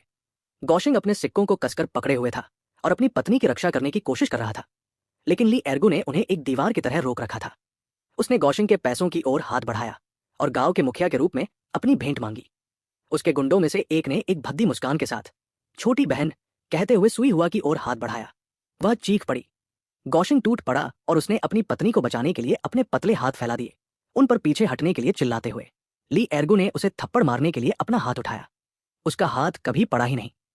मैंने साइड से उसकी कलाई पकड़ ली थी। मैंने गौशिंग और सुई हुआ का पीछा किया था जब मैंने देखा कि उन्हें घर पहुंचने में बहुत देर लग रही है। मैंने कलाई को बस थोड़ा सा दबाया, हड्डी अपनी जगह से खिसक गई। ली एर्गू चीखा और घुटनों के बल गिर पड़ा। उसके चेहरे से पसीना बहने लगा। बाकी गुंडे मुझे देखकर सुन्न रह गए। मैंने ली एर्गू को छोड़ दिया और उस आदमी की तरफ मुड़ा जिसने सुई हुआ को पकड़ा था। वो पहले ही घुटनों के बल बैठा था, अपना माथा मिट्टी में पटक रहा था और दया की भीख मांग रहा था। मैं उसके सामने नीचे झुका और पूछा कि उसने उसे छूने के लिए किस हाथ का इस्तेमाल किया था। वह इतनी जोर से कांप रहा था कि मुश्किल से अपना दाहिना हाथ उठा पाया। मैंने उसकी कलाई पकड़ी और उसे मरोड़ दिया। हड्डी चटकने की आवाज हवा में गूंज गई। वह दर्द से बेहोश हो गया और चीख भी नहीं पाया। बचे हुए 2 गुंडों ने अपने कपड़े गीले कर दिए और चारों पैरों के बल वहां से भाग खड़े हुए। मैं गौशिंग और सुई हुआ को उनके छोटे से झोपड़े तक छोड़ कर आया। मैंने जमीन पर गिरे उन आदमियों की तरफ मुड़कर भी नहीं देखा। उनके दरवाजे पर गौशिंग के होंठ काफी देर तक कांपते रहे। फिर उसने सुई हुआ को भी अपने साथ नीचे खींचा और उन दोनों ने मेरी पीठ की ओर घुटने टेक दिए और अपना सिर 3 बार जमीन पर पटका। घर वापस आकर मैंने सिस्टम की जांच की। उसने बताया कि मैंने अपने घरेलू अनुयायियों की सफलतापूर्वक रक्षा की है। पारिवारिक प्रतिष्ठा 10 अंक बढ़ गई थी। गौशिंग की वफादारी 100 में से 95 पर पहुंच गई थी। सुई हुआ की 90 पर पहुंच गई थी। 2 नौकर अब मुझे हर दिन 2 चांदी के सिक्के कमा कर दे रहे थे। अब मैं कुछ और गहराई से समझ गया था। पैसा आधार था, लेकिन वफादारी, लोगों के दिल, वो असली किला था। मेरे पिता आंगन में टहल रहे थे। उनका चेहरा चिंता से ऐंठा हुआ था। जैसे ही मैं बाहर आया, उन्होंने घबराहट में फुसफुसाकर कहा, मैंने एक और व्यक्ति का हाथ तोड़ दिया था, इस बार और भी गंभीरता से। ये ऐसी चीज थी जो अधिकारियों को आपके दरवाजे तक ले आती है। मैंने उन्हें बिठाया और उनसे ईमानदारी से पूछा, क्या शांत और आज्ञाकारी रहने से हमारा जीवन कभी बेहतर हुआ था? वो कोई जवाब नहीं दे सके। मैंने उनसे कहा कि हम कभी भेड़ हुआ करते थे और हर किसी का जब मन करता था वो हम पर झपट पड़ता था। अब मैं इस गांव का भेड़िया बनने जा रहा था। जहां तक ली एर्गो के अधिकारियों के पास जाने की बात है, उसमें इतनी हिम्मत नहीं थी। अगर उसने मेरी शिकायत की तो मैं उसके किए गए हर गंदे काम की शिकायत काउंटी मजिस्ट्रेट से कर दूंगा। फिर हम देखते कि किसकी हालत खराब होती है। मेरे पिता ने मुझे काफी देर तक देखा और किसी तरह पहली बार उनकी चिंता वास्तव में कम हो गई। रात के खाने के बाद हमने घर के बारे में बात की। मैंने उनसे कहा कि मैं कल काउंटी जाऊंगा ताकि सबसे अच्छे कारीगरों को काम पर रख सकूं और हरी ईंटें और लकड़ी खरीद सकूं। हम तुरंत नींव रखने का काम शुरू करेंगे। मेरे पिता हिचकिचाए, कहने लगे कि इतने बड़े काम में हमें जल्दबाजी नहीं करनी चाहिए। इसलिए मैंने अपनी कमीज में हाथ डाला और 10 चांदी के सिक्कों का एक गट्ठर मेज पर रख दिया। वो मिट्टी के तेल के दीपक के नीचे चमक उठा। मेरे पिता और तीनों औरतें उसे पलक झपकाए बिना घूरती रहीं। उसके बाद किसी के पास कोई और सवाल नहीं था। अगली सुबह भोर होने से पहले मैं शहर जाने के लिए तैयार हो रहा था। गौशिंग और सुई हुआ पहले ही हमारे घर आ चुके थे। वह रसोई में खाना पका रही थी। वह दीवार बनाना जारी रखने के लिए औजार उठा रहा था। मैं बस बाहर कदम रखने ही वाला था कि किसी ने गेट पीटा। जोर जोर से, तेजी से, आक्रामक तरीके से दस्तक। मेरे पिता का चेहरा पीला पड़ गया। मैंने त्योरियां चढ़ाई, चल कर गया और गेट खोल दिया। ये गांव का कोई आदमी नहीं था। 4 लोग काले कपड़े पहने वहां खड़े थे। उनकी बेल्ट पर तलवारें थी। चेहरे सख्त और खूंखार थे। सरकारी कर्मचारी। जो सबसे आगे था उसके हाथ में एक लोहे की जंजीर थी और उसने मुझे तिरछी नजर से देखा। उनके पीछे एक कान से दूसरे कान तक मुस्कुराता हुआ ली एर्गो खड़ा था। उसकी टूटी हुई कलाई कपड़े में लिपटी हुई थी और उसकी छाती के पार एक स्लिंग से लटक रही थी। अपने सही हाथ से उसने सीधे मेरी ओर इशारा किया। अधिकारियों, यही है वो। इसने कल बिना किसी कारण के मुझ पर हमला किया और मेरा हाथ तोड़ दिया। गेट खुल गया था और काले रंग की वर्दी में 4 सरकारी अधिकारी वहां खड़े थे। उनके कूल्हों पर तलवारें थी और वे तूफानी बादलों की तरह दिख रहे थे। प्रमुख अधिकारी, जिसका नाम कांस्टेबल वांग था, ने अपने हाथ में एक लोहे की जंजीर खड़खड़ाई। उनके पीछे ली एर्गो अपनी टूटी हुई कलाई और स्लिंग के साथ मुस्कुरा रहा था। अपने सही हाथ से मेरी ओर इशारा कर रहा था और चिल्ला रहा था कि मैं एक हिंसक अपराधी हूं जिसे बंद करने की जरूरत है। मेरे पिता के पैरों ने लगभग जवाब दे दिया था। चिन वानू और सु मिन्योंग ने उन्हें दोनों तरफ से पकड़ लिया। उनके खुद के चेहरे कागज की तरह सफेद थे। गौशिंग और सुई हुआ हमारे पीछे कांप रहे थे। सुई हुआ तो मुश्किल से खड़ी हो पा रही थी। गेट के बाहर गांव वाले तमाशा देखने के लिए इकट्ठा हो गए। उनकी गर्दनें उचकी हुई थी और चेहरों पर एक संतुष्टि का भाव था। जियांगपू भीड़ को चीरती हुई आगे आई, ईश्वरीय न्याय और मेरे कर्मों की सजा मिलने की बात बड़बड़ाती हुई। मैं शांति से आगे बढ़ा, खुद को अधिकारियों और अपने परिवार के बीच खड़ा कर लिया। कांस्टेबल वांग ने मुझे ऊपर से नीचे तक देखा। उसने पूछा कि क्या मैं सनी हूं। ली एर्गो ने मुझ पर हमले का आरोप लगाया था और पूछा कि क्या यह सच है। मैंने कहा, हाँ, बस एक शब्द। हर कोई सुन्न रह गया। मेरे पिता को लगभग दिल का दौरा ही पड़ने वाला था। ली एर्गो खुशी से पागल हो रहा था, अधिकारियों पर चिल्लाते हुए कि मुझे तुरंत जंजीरों में जकड़ लें। लेकिन इससे पहले कि कांस्टेबल वांग आगे बढ़ता, मैं फिर बोला। मैंने उससे एक आसान सा सवाल पूछा।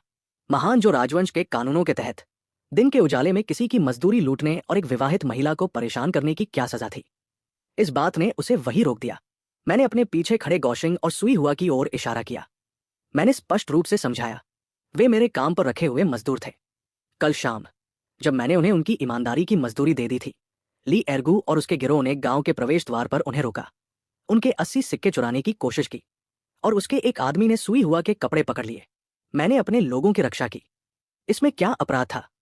मैंने कांस्टेबल से कहा कि वह चाहे तो उस जोड़े से पूछ सकता है या उन गांव वालों से पूछ सकता है जो दूर से देख रहे थे। भीड़ में से कई लोग झिझके और उन्होंने अपनी नजरें फेर ली। उन्होंने सब कुछ देखा था। ली एर्गो घबरा गया। वो हकलाते हुए कहने लगा कि वो बस गौशिंग के साथ मजाक कर रहा था। मैंने उसकी बात काट दी। एक मजाक में पैसे छीनना और किसी की पत्नी पर हाथ डालना कब से शामिल हो गया? कांस्टेबल वांग स्पष्ट रूप से मेरी बात पर विश्वास कर रहा था, लेकिन वह यहां आने के लिए ली एर्गो की रिश्वत ले चुका था। इसलिए उसने अपना चेहरा सख्त कर लिया और कहा, कारण चाहे जो भी हो, मुझे कानून अपने हाथ में लेने का कोई अधिकार नहीं था। उसने अपने आदमियों को मुझे जंजीरों में बांधने का आदेश दिया। मैंने उन्हें रोकने के लिए अपना हाथ उठाया। मैंने अपनी ओर आते हुए उन 2 अधिकारियों की ओर नहीं देखा। मैंने सीधे कांस्टेबल वांग की आंखों में देखा और लापरवाही से जिक्र किया कि मैं पिछले ही दिन काउंटी में रेनीतांग दवा खाने गया था। रेनीतांग नाम सुनकर वह रुक गया। काउंटी का हर व्यक्ति जानता था कि बूढ़ा चियन, जो रेनीतांग का मालिक था, काउंटी मजिस्ट्रेट के काफी करीब था। उसने मजिस्ट्रेट की मां की एक पुरानी बीमारी ठीक की थी। मैं धमकी नहीं दे रहा था, मैं बस कांस्टेबल वांग को ये बता रहा था कि मेरे भी संपर्क है। फिर मैंने ये भी बस उतनी ही लापरवाही से बताया कि बूढ़े चियन ने मुझे एक दुर्लभ जड़ी बूटी के लिए अच्छे पैसे दिए हैं। मैंने अपनी कमीज से एक छोटा चांदी का सिक्का निकाला और उसे अपनी हथेली में तौला, जिस पर सुबह की धूप चमक रही थी। ली एर्गो की आंखें ईर्ष्या से लाल हो गई। कांस्टेबल वांग की सांसें भारी होने लगी। वली एर्गो द्वारा दिए गए उन 500 तांबे के सिक्कों के लिए इतनी दूर आया था। मैं जो पकड़े हुए था उसके सामने वह कुछ भी नहीं था। मैंने कांस्टेबल से कहा कि ली एर्गो गांव का कचरा था और उसका हाथ तोड़कर मैंने समुदाय का ही भला किया है। अगर कांस्टेबल अभी भी मुझे गिरफ्तार करना चाहता है तो मुझे कोई दिक्कत नहीं, मैं विरोध नहीं करूंगा। फिर मैंने चांदी का वह सिक्का आगे बढ़ाया और कहा कि ये उनकी परेशानी के लिए एक छोटा सा नजराना है, इस बेकार के सफर के लिए चाय पानी का खर्च। कांस्टेबल वांग उस चांदी को घूरता रहा। उसका गला सूख रहा था। वह छोटा सा सिक्का काउंटी के सबसे अच्छे रेस्टोरेंट में कई रातें बिताने के लिए काफी था। ली एर्गो चीखा कि यह रिश्वत है और इससे मेरा अपराध और भी बड़ा हो जाना चाहिए। कांस्टेबल वांग खून भरी आंखों से उसकी तरफ घूमा और उसे अपना मुंह बंद रखने को कहा। उसने मेरे हाथ से चांदी इतनी तेजी से झपटी मानो वो गायब ही हो जाएगी। उसे अपनी कमीज में ठूंसा और उसका पूरा रवैया तुरंत बदल गया। उसने इतनी जोर से घोषणा की कि हर कोई सुन सके कि सावधानीपूर्वक विचार करने के बाद यह घटना स्पष्ट रूप से परेशानी शुरू करने के लिए ली एर्गो की गलती थी। मेरे कार्य उचित आत्मरक्षा थे। केस बंद। हर गांव वाले का मुंह खुला का खुला रह गया। ली एर्गो वहां ऐसे खड़ा था जैसे उस पर बिजली गिर गई हो। इससे पहले कि वो हकलाते हुए कोई विरोध जता पाता, कांस्टेबल वांग ने आगे बढ़कर उसकी पिंडली पर लात मारी। ली एर्गो चीखा और गिर पड़ा। कांस्टेबल ने उसे 2 बार और लात मारी। उसे गांव का एक उपद्रवी कहा जिसने सरकार का समय बर्बाद किया और अगर उसने फिर से समस्या पैदा की तो उसे जेल में डालने की धमकी दी। ली एर्गो वहां से रेंगता हुआ बिना पीछे देखे भाग गया। ये पूरा नाटकीय गिरफ्तारी का ड्रामा मिनटों में एक कॉमेडी बन गया। कांस्टेबल वांग ने अपनी वर्दी ठीक की, मुझे एक सम्मानजनक सलाम किया और कहा कि अगर मुझे गांव में कभी परेशानी हो तो मैं काउंटी कार्यालय में उससे आकर मिल सकता हूं। वह अब दोस्ती की पेशकश कर रहा था। मैंने शालीनता से उसे धन्यवाद दिया। उसने सिर हिलाया, अपने भ्रमित दिख रहे आदमियों को इकट्ठा किया और चला गया। आंगन एकदम शांत हो गया। हर गांव वाला मुझे ऐसे घूर रहा था जैसे मैं कोई ऐसा प्राणी हूं जिसे उन्होंने पहले कभी न देखा हो। जियांगपू का मुंह खुला का खुला था। उसके कर्मों की सारी बातें उसके गले में ही अटक गई थी। जब मेरी नजरें भीड़ पर पड़ी तो वे चौंके हुए पक्षियों की तरह तितर बितर हो गए, सिर झुकाए हुए। उनमें से किसी के मुंह से एक शब्द नहीं निकला। मैंने गेट बंद कर दिया। मेरे पिता ने अपनी जिंदगी की सबसे लंबी सांस ली। वह ऐसे दिख रहे थे जैसे उन्हें किसी नदी से बाहर निकाला गया हो। चिन वानू और सू मिन्योंग मेरी पीठ की ओर उन नजरों से देख रही थी जिन्हें शब्दों में बयां नहीं किया जा सकता। और जियो लिंगर उछलकर मेरे पास आई। उसकी आंखों में सितारे नाच रहे थे और वह चिल्लाते हुए कह रही थी कि मैं अद्भुत हूं। गेट बंद होने के बाद मेरे पिता जमीन पर गिर पड़े और डूबने वाले इंसान की तरह हांफने लगे। उनके मुंह से निकली पहली बात उन 10 चांदी के सिक्कों के बारे में थी। उन्हें विश्वास नहीं हो रहा था कि मैंने उन्हें ऐसे ही दे दिया। ये सोचकर उनके चेहरे पर दर्द झलक रहा था। मैंने उन्हें वापस पत्थर के स्टूल पर बिठाया और इसे सरलता से समझाया। उन 10 सिक्कों ने हमें शांति से अपना घर बनाने की आजादी दी है, जिससे कोई भी फिर कभी परेशानी पैदा करने की हिम्मत नहीं करेगा। अगर मुझे आज घसीटकर जेल ले जाया जाता तो ये परिवार टूटकर बिखर जाता। जब उन्होंने इस नजरिए से सोचा तो पैसा उतना बर्बाद नहीं लगा। जियो लिंगर को पैसे की किसी बात की परवाह नहीं थी। वह बस इतना जानती थी कि मैंने बुरे लोगों को भगा दिया है। वो उड़कर आई और एक छोटी गौरैया की तरह मेरे हाथ से चिपक गई। मैंने उसके सिर को थपथपाया। गौशिंग और सुई हुआ अभी भी कोने में खड़े थे, अंदर तक हिले हुए। उनके मुझे देखने का नजरिया बदल गया था। मैं अब सिर्फ उनका मालिक नहीं था, मैं एक रक्षक के करीब कुछ था, ऐसा इंसान जो उनके लिए आसमान थाम सकता था। मैंने ताली बजाई और सभी से वापस काम पर लगने को कहा। किसी ने बहस नहीं की। गौशिंग ने अपना फावड़ा पहले से भी ज्यादा जोर से चलाया और सुई हुआ रसोई में थोड़ी और तनकर खड़ी हो गई। यह खबर गांव में जंगल की आग की तरह फैल गई। सनी ने 10 चांदी के सिक्के खर्च किए, कांस्टेबल को खरीद लिया और गांव के मुखिया को एक आवारा कुत्ते की तरह लाते खिलाई। गांव का माहौल पूरी तरह पलट गया। कल तक जो लोग आत्मसंतुष्ट और दूसरों का बुरा चाहने वाले थे, आज वे खौफ में थे। लोगों को एहसास हो गया कि मेरे पास सिर्फ अमानवीय ताकत और पैसा ही नहीं था, मैं सरकार को भी संभाल सकता था। ली एर्गो ने इस गांव को सालों तक डराया था और मेरे सामने वो कुछ भी नहीं था। सन परिवार को अब कोई छू नहीं सकता था। जिन आधे लोगों ने कल बकवास की थी, वे अब मुझसे टकराने के डर से अपने घरों से बाहर कदम रखने की भी हिम्मत नहीं कर रहे थे। जियांगपू ने अपने घर के दरवाजे पर पत्थर लगाकर खुद को अंदर बंद कर लिया और पूरा दिन अपना चेहरा नहीं दिखाया। फिर दोपहर में कुछ ऐसा हुआ जिसकी मुझे उम्मीद नहीं थी। गांव वाले हमारे गेट के बाहर फिर से इकट्ठा हो गए, लेकिन इस बार वे मजाक उड़ाने या मांगे रखने नहीं आए थे। वे घबराहट और चापलूसी भरी मुस्कान के साथ झुके हुए खड़े थे। उनके हाथों में भेंट थी, लकड़ियों के गट्ठर, जंगली साग की टोकरियां। किसी ने दरवाजा खटखटाने की हिम्मत नहीं की, किसी ने अपनी आवाज उठाने की हिम्मत नहीं की। वे बस इंतजार करते रहे। जब गौशिंग पानी फेंकने बाहर गया तो उसने उन्हें देखा। उन्होंने उससे कहा कि वे मेरे लिए काम करना चाहते हैं। उन्होंने मेरे बन रहे घर के बारे में सुना था और मदद करना चाहते थे। सामान ढोना, खुदाई करना, दीवारें चिनना, जो भी मुझे चाहिए। ये वही लोग थे जिन्होंने पूरी जिंदगी गौशिंग को नजरअंदाज किया था, और अब वे बड़ी बड़ी झूठी मुस्कान के साथ उसे भाई कह रहे थे। मैं बाहर आया। भीड़ तुरंत दो हिस्सों में बंट गई, मेरे लिए रास्ता बनाते हुए। किसी ने सांस तक नहीं ली। मैंने हर चेहरे को एक एक करके देखा। मुझे वे सब याद थे। जब वे हमारे परिवार को संघर्ष करते हुए देख रहे थे तो उन्होंने जो भी भाव बनाए थे। मैं उस बड़बोले आदमी के सामने रुका जो कल ही ली एर्गू को उकसा रहा था। वो इतना नीचे झुक रहा था कि उसकी पीठ लगभग क्षैतिज हो गई थी। कसम खा रहा था कि वो मजबूत है और काम करने को तैयार है। मैंने उनसे कहा, हाँ, मैं कामगारों को रखता हूं। उनके चेहरों पर राहत छा गई। फिर मैंने एक ऐसी शर्त जोड़ दी जिसने उनकी मुस्कान को पूरी तरह से मिटा दिया। मैंने हमारे दरवाजे के सामने की जमीन की ओर इशारा किया और कहा, उनसे कहा, जो कोई भी संत परिवार के लिए काम करना चाहता है उसे पहले अपनी ईमानदारी दिखानी होगी। घुटने टेको और हमारी चौखट पर अपना माथा पटको। एकदम सन्नाटा। हर चेहरा गहरे लाल रंग का हो गया। बड़े आदमियों को एक चौखट पर माथा टेकने के लिए कहा जाना मार खाने से भी ज्यादा अपमानजनक था। वे वहां खड़े अपनी शर्म और अपनी भूख के बीच कशमकश में थे। उस बड़बोले आदमी ने मेरे भावहीन चेहरे की तरफ देखा, फिर दिन के 50 सिक्कों और मांस के साथ 2 गर्म वक्त के खाने के बारे में सोचा। उसने अपने दांत पीसे। वो सीधे अपने घुटनों के बल बैठ गया और हमारे गेट के सामने जमीन पर अपना माथा दे मारा, चिल्लाते हुए कहने लगा कि वो अंधा हो गया था और अब एक मौके की भीख मांग रहा है। एक बार जब पहले आदमी ने घुटने टेक दिए तो बाकी लोगों ने भी उसका अनुसरण किया। एक के बाद एक, धप-धप की आवाज के साथ गांव वालों की एक पूरी कतार मेरे गेट के बाहर घुटनों के बल बैठी थी। मैंने बिना किसी भाव के ये सब देखा। मैंने किसी को उठने में मदद नहीं की। मैंने उन्हें नियम बताया, जिसने भी माथा टेका है उसे कल सूरज उगने से पहले अच्छी सूखी लकड़ी का एक पूरा गट्ठर लेकर आना चाहिए, तब मैं उन्हें काम पर रखूंगा। मैं मुड़ा, वापस अंदर गया और गेट बंद कर दिया। अगली सुबह वे आए। कल जिन आदमियों ने घुटने टेके थे वे सभी भोर में अपने कंधों पर लकड़ियों का एक भारी गट्ठर लेकर हाजिर हुए। मैंने अपना वादा निभाया और उन सभी को काम पर रख लिया, लेकिन गौशिंग से अलग शर्तों पर। वे नए थे, इसलिए उन्हें 3 दिन के परीक्षण पर रखा जाएगा। दिन के 30 सिक्के, दोपहर का 1 वक्त का खाना। अगर वे अच्छा काम करते हैं तो 3 दिनों के बाद उन्हें गौशिंग के बराबर ही सौदा मिलेगा। किसी ने कोई शिकायत नहीं की। काम और पैसा मिलना, ये सब उन्हें एक उपहार जैसा लगा। पहली बार हमारा छोटा सा आंगन गतिविधियों से भरा हुआ था। 1 दर्जन से अधिक मजबूत आदमी एक साथ काम कर रहे थे। कुछ दीवार के पत्थर लगा रहे थे, कुछ मिट्टी पलट रहे थे। जो काम हफ्तों में होना था वह दिनों में हो रहा था। मैंने उन सभी की निगरानी का काम गौशिंग को सौंप दिया।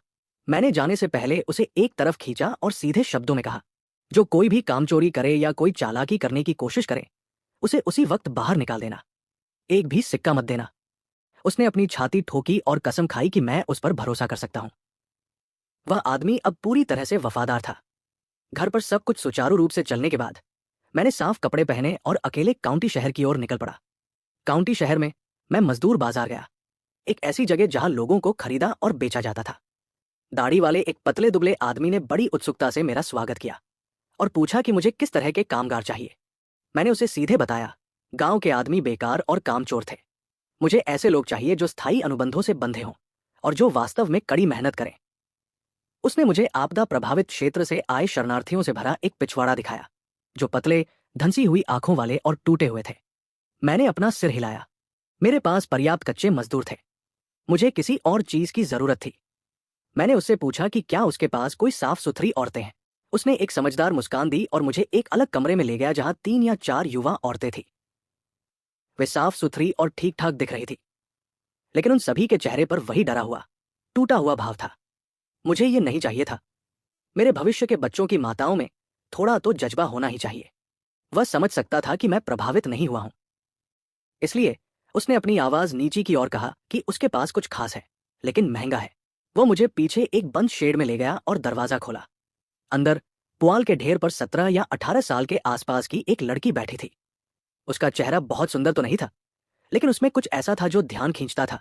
और उसकी आंखें डरी हुई होने के बावजूद उसके अंदर एक जिद्दी चिंगारी थी जो बुझने से इनकार कर रही थी। व्यापारी ने कहा कि वह एक विद्वान की बेटी है। परिवार दिवालिया हो गया था। वो पढ़ लिख सकती थी और उसे किसी ने छुआ तक नहीं था। उसे 20 चांदी के सिक्के चाहिए थे। कांस्टेबल वांग को 10 सिक्के देने के बाद मेरे पास उतने पैसे नहीं थे। मैं मुड़ा और बिना मोलभाव किए बाहर निकल गया। व्यापारी मेरे पीछे भागा, बातचीत की पेशकश करने लगा, लेकिन मैंने बस इतना कहा कि मैं फिर कभी आऊंगा। मुझे पता था कि ये खेल कैसे काम करता है। आप जितने उत्सुक दिखेंगे वे आपको उतना ही निचोड़ेंगे। बेहतर है कि उसे कुछ दिनों के लिए उबलने दिया जाए। मैंने बाजार से 5 पाउंड सुअर का मांस और 20 अंडे लिए, फिर घर की ओर निकल पड़ा। जब मैं वापस आया तो आंगन में सब अस्तव्यस्त था, लेकिन अच्छे तरीके से नहीं।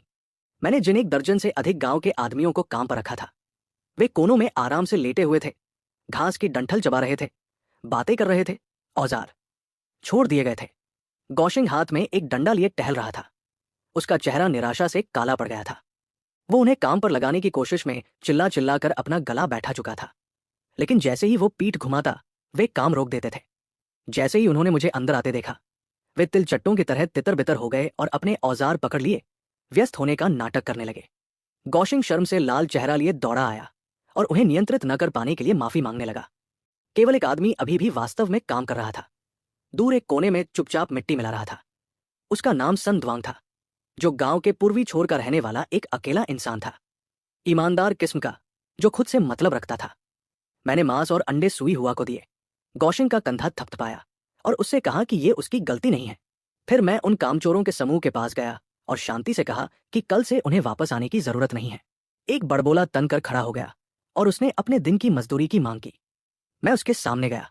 वो मुझसे लंबा था, लेकिन बिना एहसास किए वो एक कदम पीछे हट गया। मैंने उससे पूछा कि उसे क्या लगता है कि उसने वास्तव में कितना काम किया है। उसे खुद इसका हिसाब लगाने को कहा और फिर उन सभी को बाहर निकल जाने को कहा। वे दबी आवाज में गालियां देने लगे, लेकिन आगे बढ़ने की हिम्मत नहीं की। वे चले गए। मैं सन द्वांग के पास गया और उसे पूरा सौदा पेश किया। दिन के 50 सिक्के, 2 वक्त का खाना। अविश्वास में उसका सिर ऊपर उठा। मैंने आगे कोई स्पष्टीकरण नहीं दिया। फिर मैंने गौशिंग को एक तरफ खींचा और उसे पदोन्नत कर दिया। आज से वो सन परिवार का मुखिया था, जो काम पर रखने, मजदूरों के प्रबंधन और आदेश देने का प्रभारी था। सन द्वांग को अब उसे रिपोर्ट करना था और उसकी तनख्वाह दोगुनी करके 100 सिक्के प्रतिदिन कर दी गई। गौशिंग कांपने लगा, डर से नहीं बल्कि शुद्ध भावना से। वह अपने घुटनों के बल गिर पड़ा। इस बार मैंने उसे ऊपर नहीं खींचा। उसने कसम खाई कि उसका और सुई हुआ का जीवन सन परिवार का है, कि वो इस घर को ऐसे चलाएगा कि एक भी चीज अपनी जगह से नहीं हिलेगी। मुझे बिल्कुल यही सुनने की जरूरत थी। उस शाम बाद में चिन वानू ने मेरे दरवाजे पर दस्तक दी और गर्म पानी लेकर अंदर आई, मेरे आराम में मदद करने की पेशकश की। मैंने कुछ देखा और उससे सीधे पूछा, क्या उसका मासिक चक्र देर से आया था? वो एकदम सख्त हो गई, फिर शर्म से सिर हिलाते हुए कहा कि ये लगभग 10 दिन ऊपर हो गया है। उसे लगा कि ये सिर्फ तनाव की वजह से है। मैंने उसकी कलाई पकड़ी और उसकी नब्ज टटोली। फिर मैंने उसे सच बताया। वो गर्भवती थी। वह पूरी तरह से सुन्न रह गई। फिर आंसू बहने लगे। उसने कांपते हुए अपना मुंह ढक लिया। पूछने लगी कि क्या ये सच है? क्या वह सच में मेरे बच्चे को जन्म देने वाली है? उसके लिए इस बच्चे का मतलब सब कुछ था। इसका मतलब था कि वह वास्तव में इस परिवार की हो गई है। वो मेरी बाहों में गिर पड़ी और रोने लगी। मैंने उसे पकड़ लिया और उसकी पीठ थपथपाई जब तक कि वो शांत नहीं हो गई। फिर उसने अपनी आंखें पोंछी, माफी और दृढ़ संकल्प के एक अजीब मिश्रण के साथ मेरी ओर देखा और कहा कि वह सु मिन्यों को बुलाने जा रही है। इससे पहले कि मैं कोई जवाब दे पाता, वो दरवाजे से बाहर निकल चुकी थी। सु मिन्योंग उसके तुरंत बाद अपनी कमर मटकाते हुए अंदर आई। उसकी वो सुंदर आंखें पहले से ही चमक रही थी। उसने अच्छी खबर सुन ली थी और वह चिन वानू के लिए खुश थी। मैंने उसे हाथ से इशारा करके बुलाया और उसे अपनी कलाई देने को कहा। वो भ्रमित दिखी, लेकिन बैठ गई और मुझे अपनी नब्ज जांचने दी। मैंने उसकी ओर ऊपर देखा और कहा कि उसका भी वही हाल है। उसने पलकें झपकाई। मैंने इसे स्पष्ट रूप से कहा, वह भी गर्भवती थी। उसका हाथ सीधा उसके सपाट पेट पर गया। उसकी आंखें फटी की फटी रह गई। उसे विश्वास नहीं हो रहा था। उसे कोई कमजोरी महसूस नहीं हो रही थी। कुछ अलग महसूस नहीं हो रहा था। मैंने उससे कहा कि लक्षणों के लिए अभी बहुत जल्दी है, लेकिन इसे कुछ समय दो। उसका चेहरा पूरी तरह से लाल हो गया। सदमा और खुशी एक साथ मिल गए और उस चुलबुलेपन के नीचे मैंने कुछ नरम, कुछ मातृतुल्य झलक देखी। मैंने उन दोनों को करीब खींचा और उन्हें नया नियम बताया। वे अब अनमोल थी। कोई घर का काम नहीं, कोई भारी सामान नहीं उठाना। उनका एक ही काम था, आराम करना, अच्छा खाना और सन परिवार को 2 स्वस्थ बच्चे देना। उनके खुशी से दमकते हुए चले जाने के बाद मैंने सिस्टम की जांच की। गौशिंग की वफादारी 100 पर पहुंच गई थी। सुई हुआ की भी।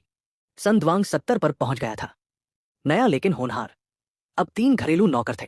गौशिंग मुझे दिन के 2 चांदी के सिक्के कमा कर दे रहा था। सुई हुआ 2 सिक्के, सन द्वांग 1 सिक्का। सिस्टम से कुल दैनिक आय 5 चांदी के सिक्के हर एक दिन। मैंने उस रात सिस्टम के बारे में कुछ महत्वपूर्ण बात समझ ली। जब किसी नौकर की वफादारी 100 के अधिकतम स्तर पर पहुंच जाती थी तो उसका दैनिक चांदी का इनाम 2 गुना हो जाता था। गौशिंग और सुई हुआ दोनों ही अधिकतम स्तर पर पहुंच गए थे, इसलिए वे एक एक सिक्के से बढ़कर 2-2 सिक्कों पर आ गए थे। सन द्वांग क्योंकि नया था, अभी भी मेरे लिए एक सिक्का कमाता था। इसका मतलब था कि हर एक दिन 5 चांदी के सिक्के आ रहे थे। मैंने अपने दिमाग में हिसाब लगाया। मजदूर बाजार में विद्वान की बेटी की कीमत 20 सिक्के थी और 4 दिनों में मेरे पास पर्याप्त पैसे होंगे। फिर मैं वापस जाऊंगा और देखूंगा कि वह दाढ़ी वाला व्यापारी कितना कड़ा मोलभाव करना चाहता है। अगली सुबह नाश्ते के समय मैंने अपने चॉपस्टिक्स नीचे रखे और अपने पिता को खबर दी। चिन वानू और सू मिन्योंग दोनों गर्भवती थी। उनके चॉपस्टिक्स मेज पर खड़खड़ा कर गिर पड़े। उनका झुर्रीदार बूढ़ा चेहरा शून्य हो गया, फिर भ्रमित हुआ। फिर उनकी धुंधली आंखें इतनी चमक उठी जितना मैंने पहले कभी नहीं देखा था। वे तेजी से खड़े हो गए और गोल गोल टहलने लगे, बार बार दोहराते हुए कि सन परिवार के पास अब वारिस है। फिर वे वापस बैठ गए और अपने खुरदरे हाथों से आंसू पोंछे, एक ही समय में हंसते और रोते हुए। ये खबर गांव में एक तूफान की तरह फैल गई। लोगों को विश्वास नहीं हो रहा था। वह आदमी जो लड़ सकता था, जिसके पास पैसा था, जो सरकारी अधिकारियों को खरीद सकता था, अब उसकी 2 पत्नियां एक साथ गर्भवती थी। हमारे छोटे से आंगन की ओर देखने का नजरिया फिर से बदल गया था। डर अभी भी था, लेकिन अब ये एक गहरी जलती हुई ईर्ष्या के साथ मिल गया था। ली एर्गू ने भी इसके बारे में सुना। जब किसी ने उसे बताया तो वह बिस्तर पर लेटा हुआ अपनी टूटी हुई कलाई सहला रहा था। वह एकदम सीधा बैठ गया, विश्वास करने से इनकार करते हुए। अपने विकृत दिमाग में उसने फैसला किया कि यह झूठ ही होगा। मैं अपनी प्रतिष्ठा बढ़ाने के लिए बस झूठी अफवाहें फैला रहा था। उसके दिमाग में एक क्रूर योजना बनी। वह पूरे गांव के सामने मेरी पोल खोलेगा और मेरा नाम बर्बाद कर देगा। उसने अपने आखिरी बचे खुचे सिक्के बटोरे डॉक्टर जियो नाम के एक स्थानीय वैद्य के घर लंगड़ाते हुए गया, जो एक साधारण सा नीम हकीम था और ज्यादातर सिरदर्द और सर्दी का इलाज करता था। और उस घबराए हुए आदमी को घसीटते हुए हमारे गेट तक ले आया। फिर से भीड़ जमा हो गई। ली एर्गू अपने हाथ को स्लिंग में लटकाए वहां खड़ा था। उसकी आंखें बीमार उत्साह से पागल हो रही थी और वो सबको चिल्लाकर कह रहा था कि मैं झूठा हूं।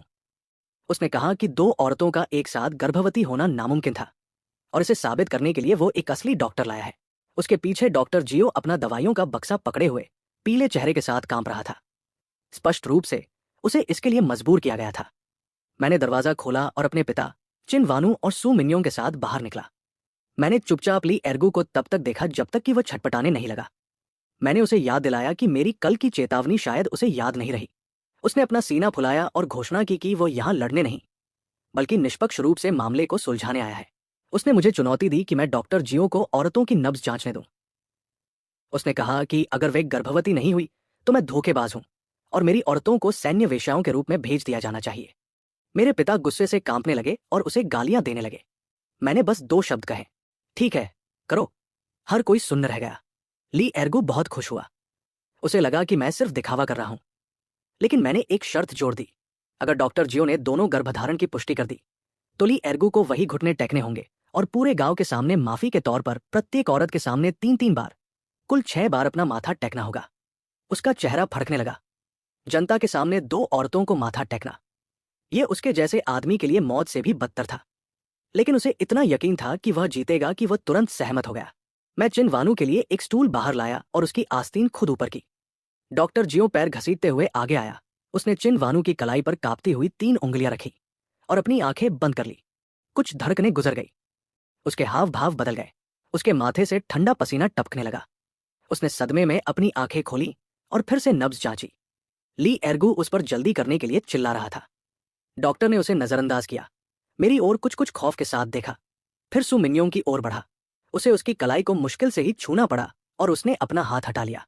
ली एर्गू लगभग उछल उछल कर उसे बोलने के लिए चिल्ला रहा था।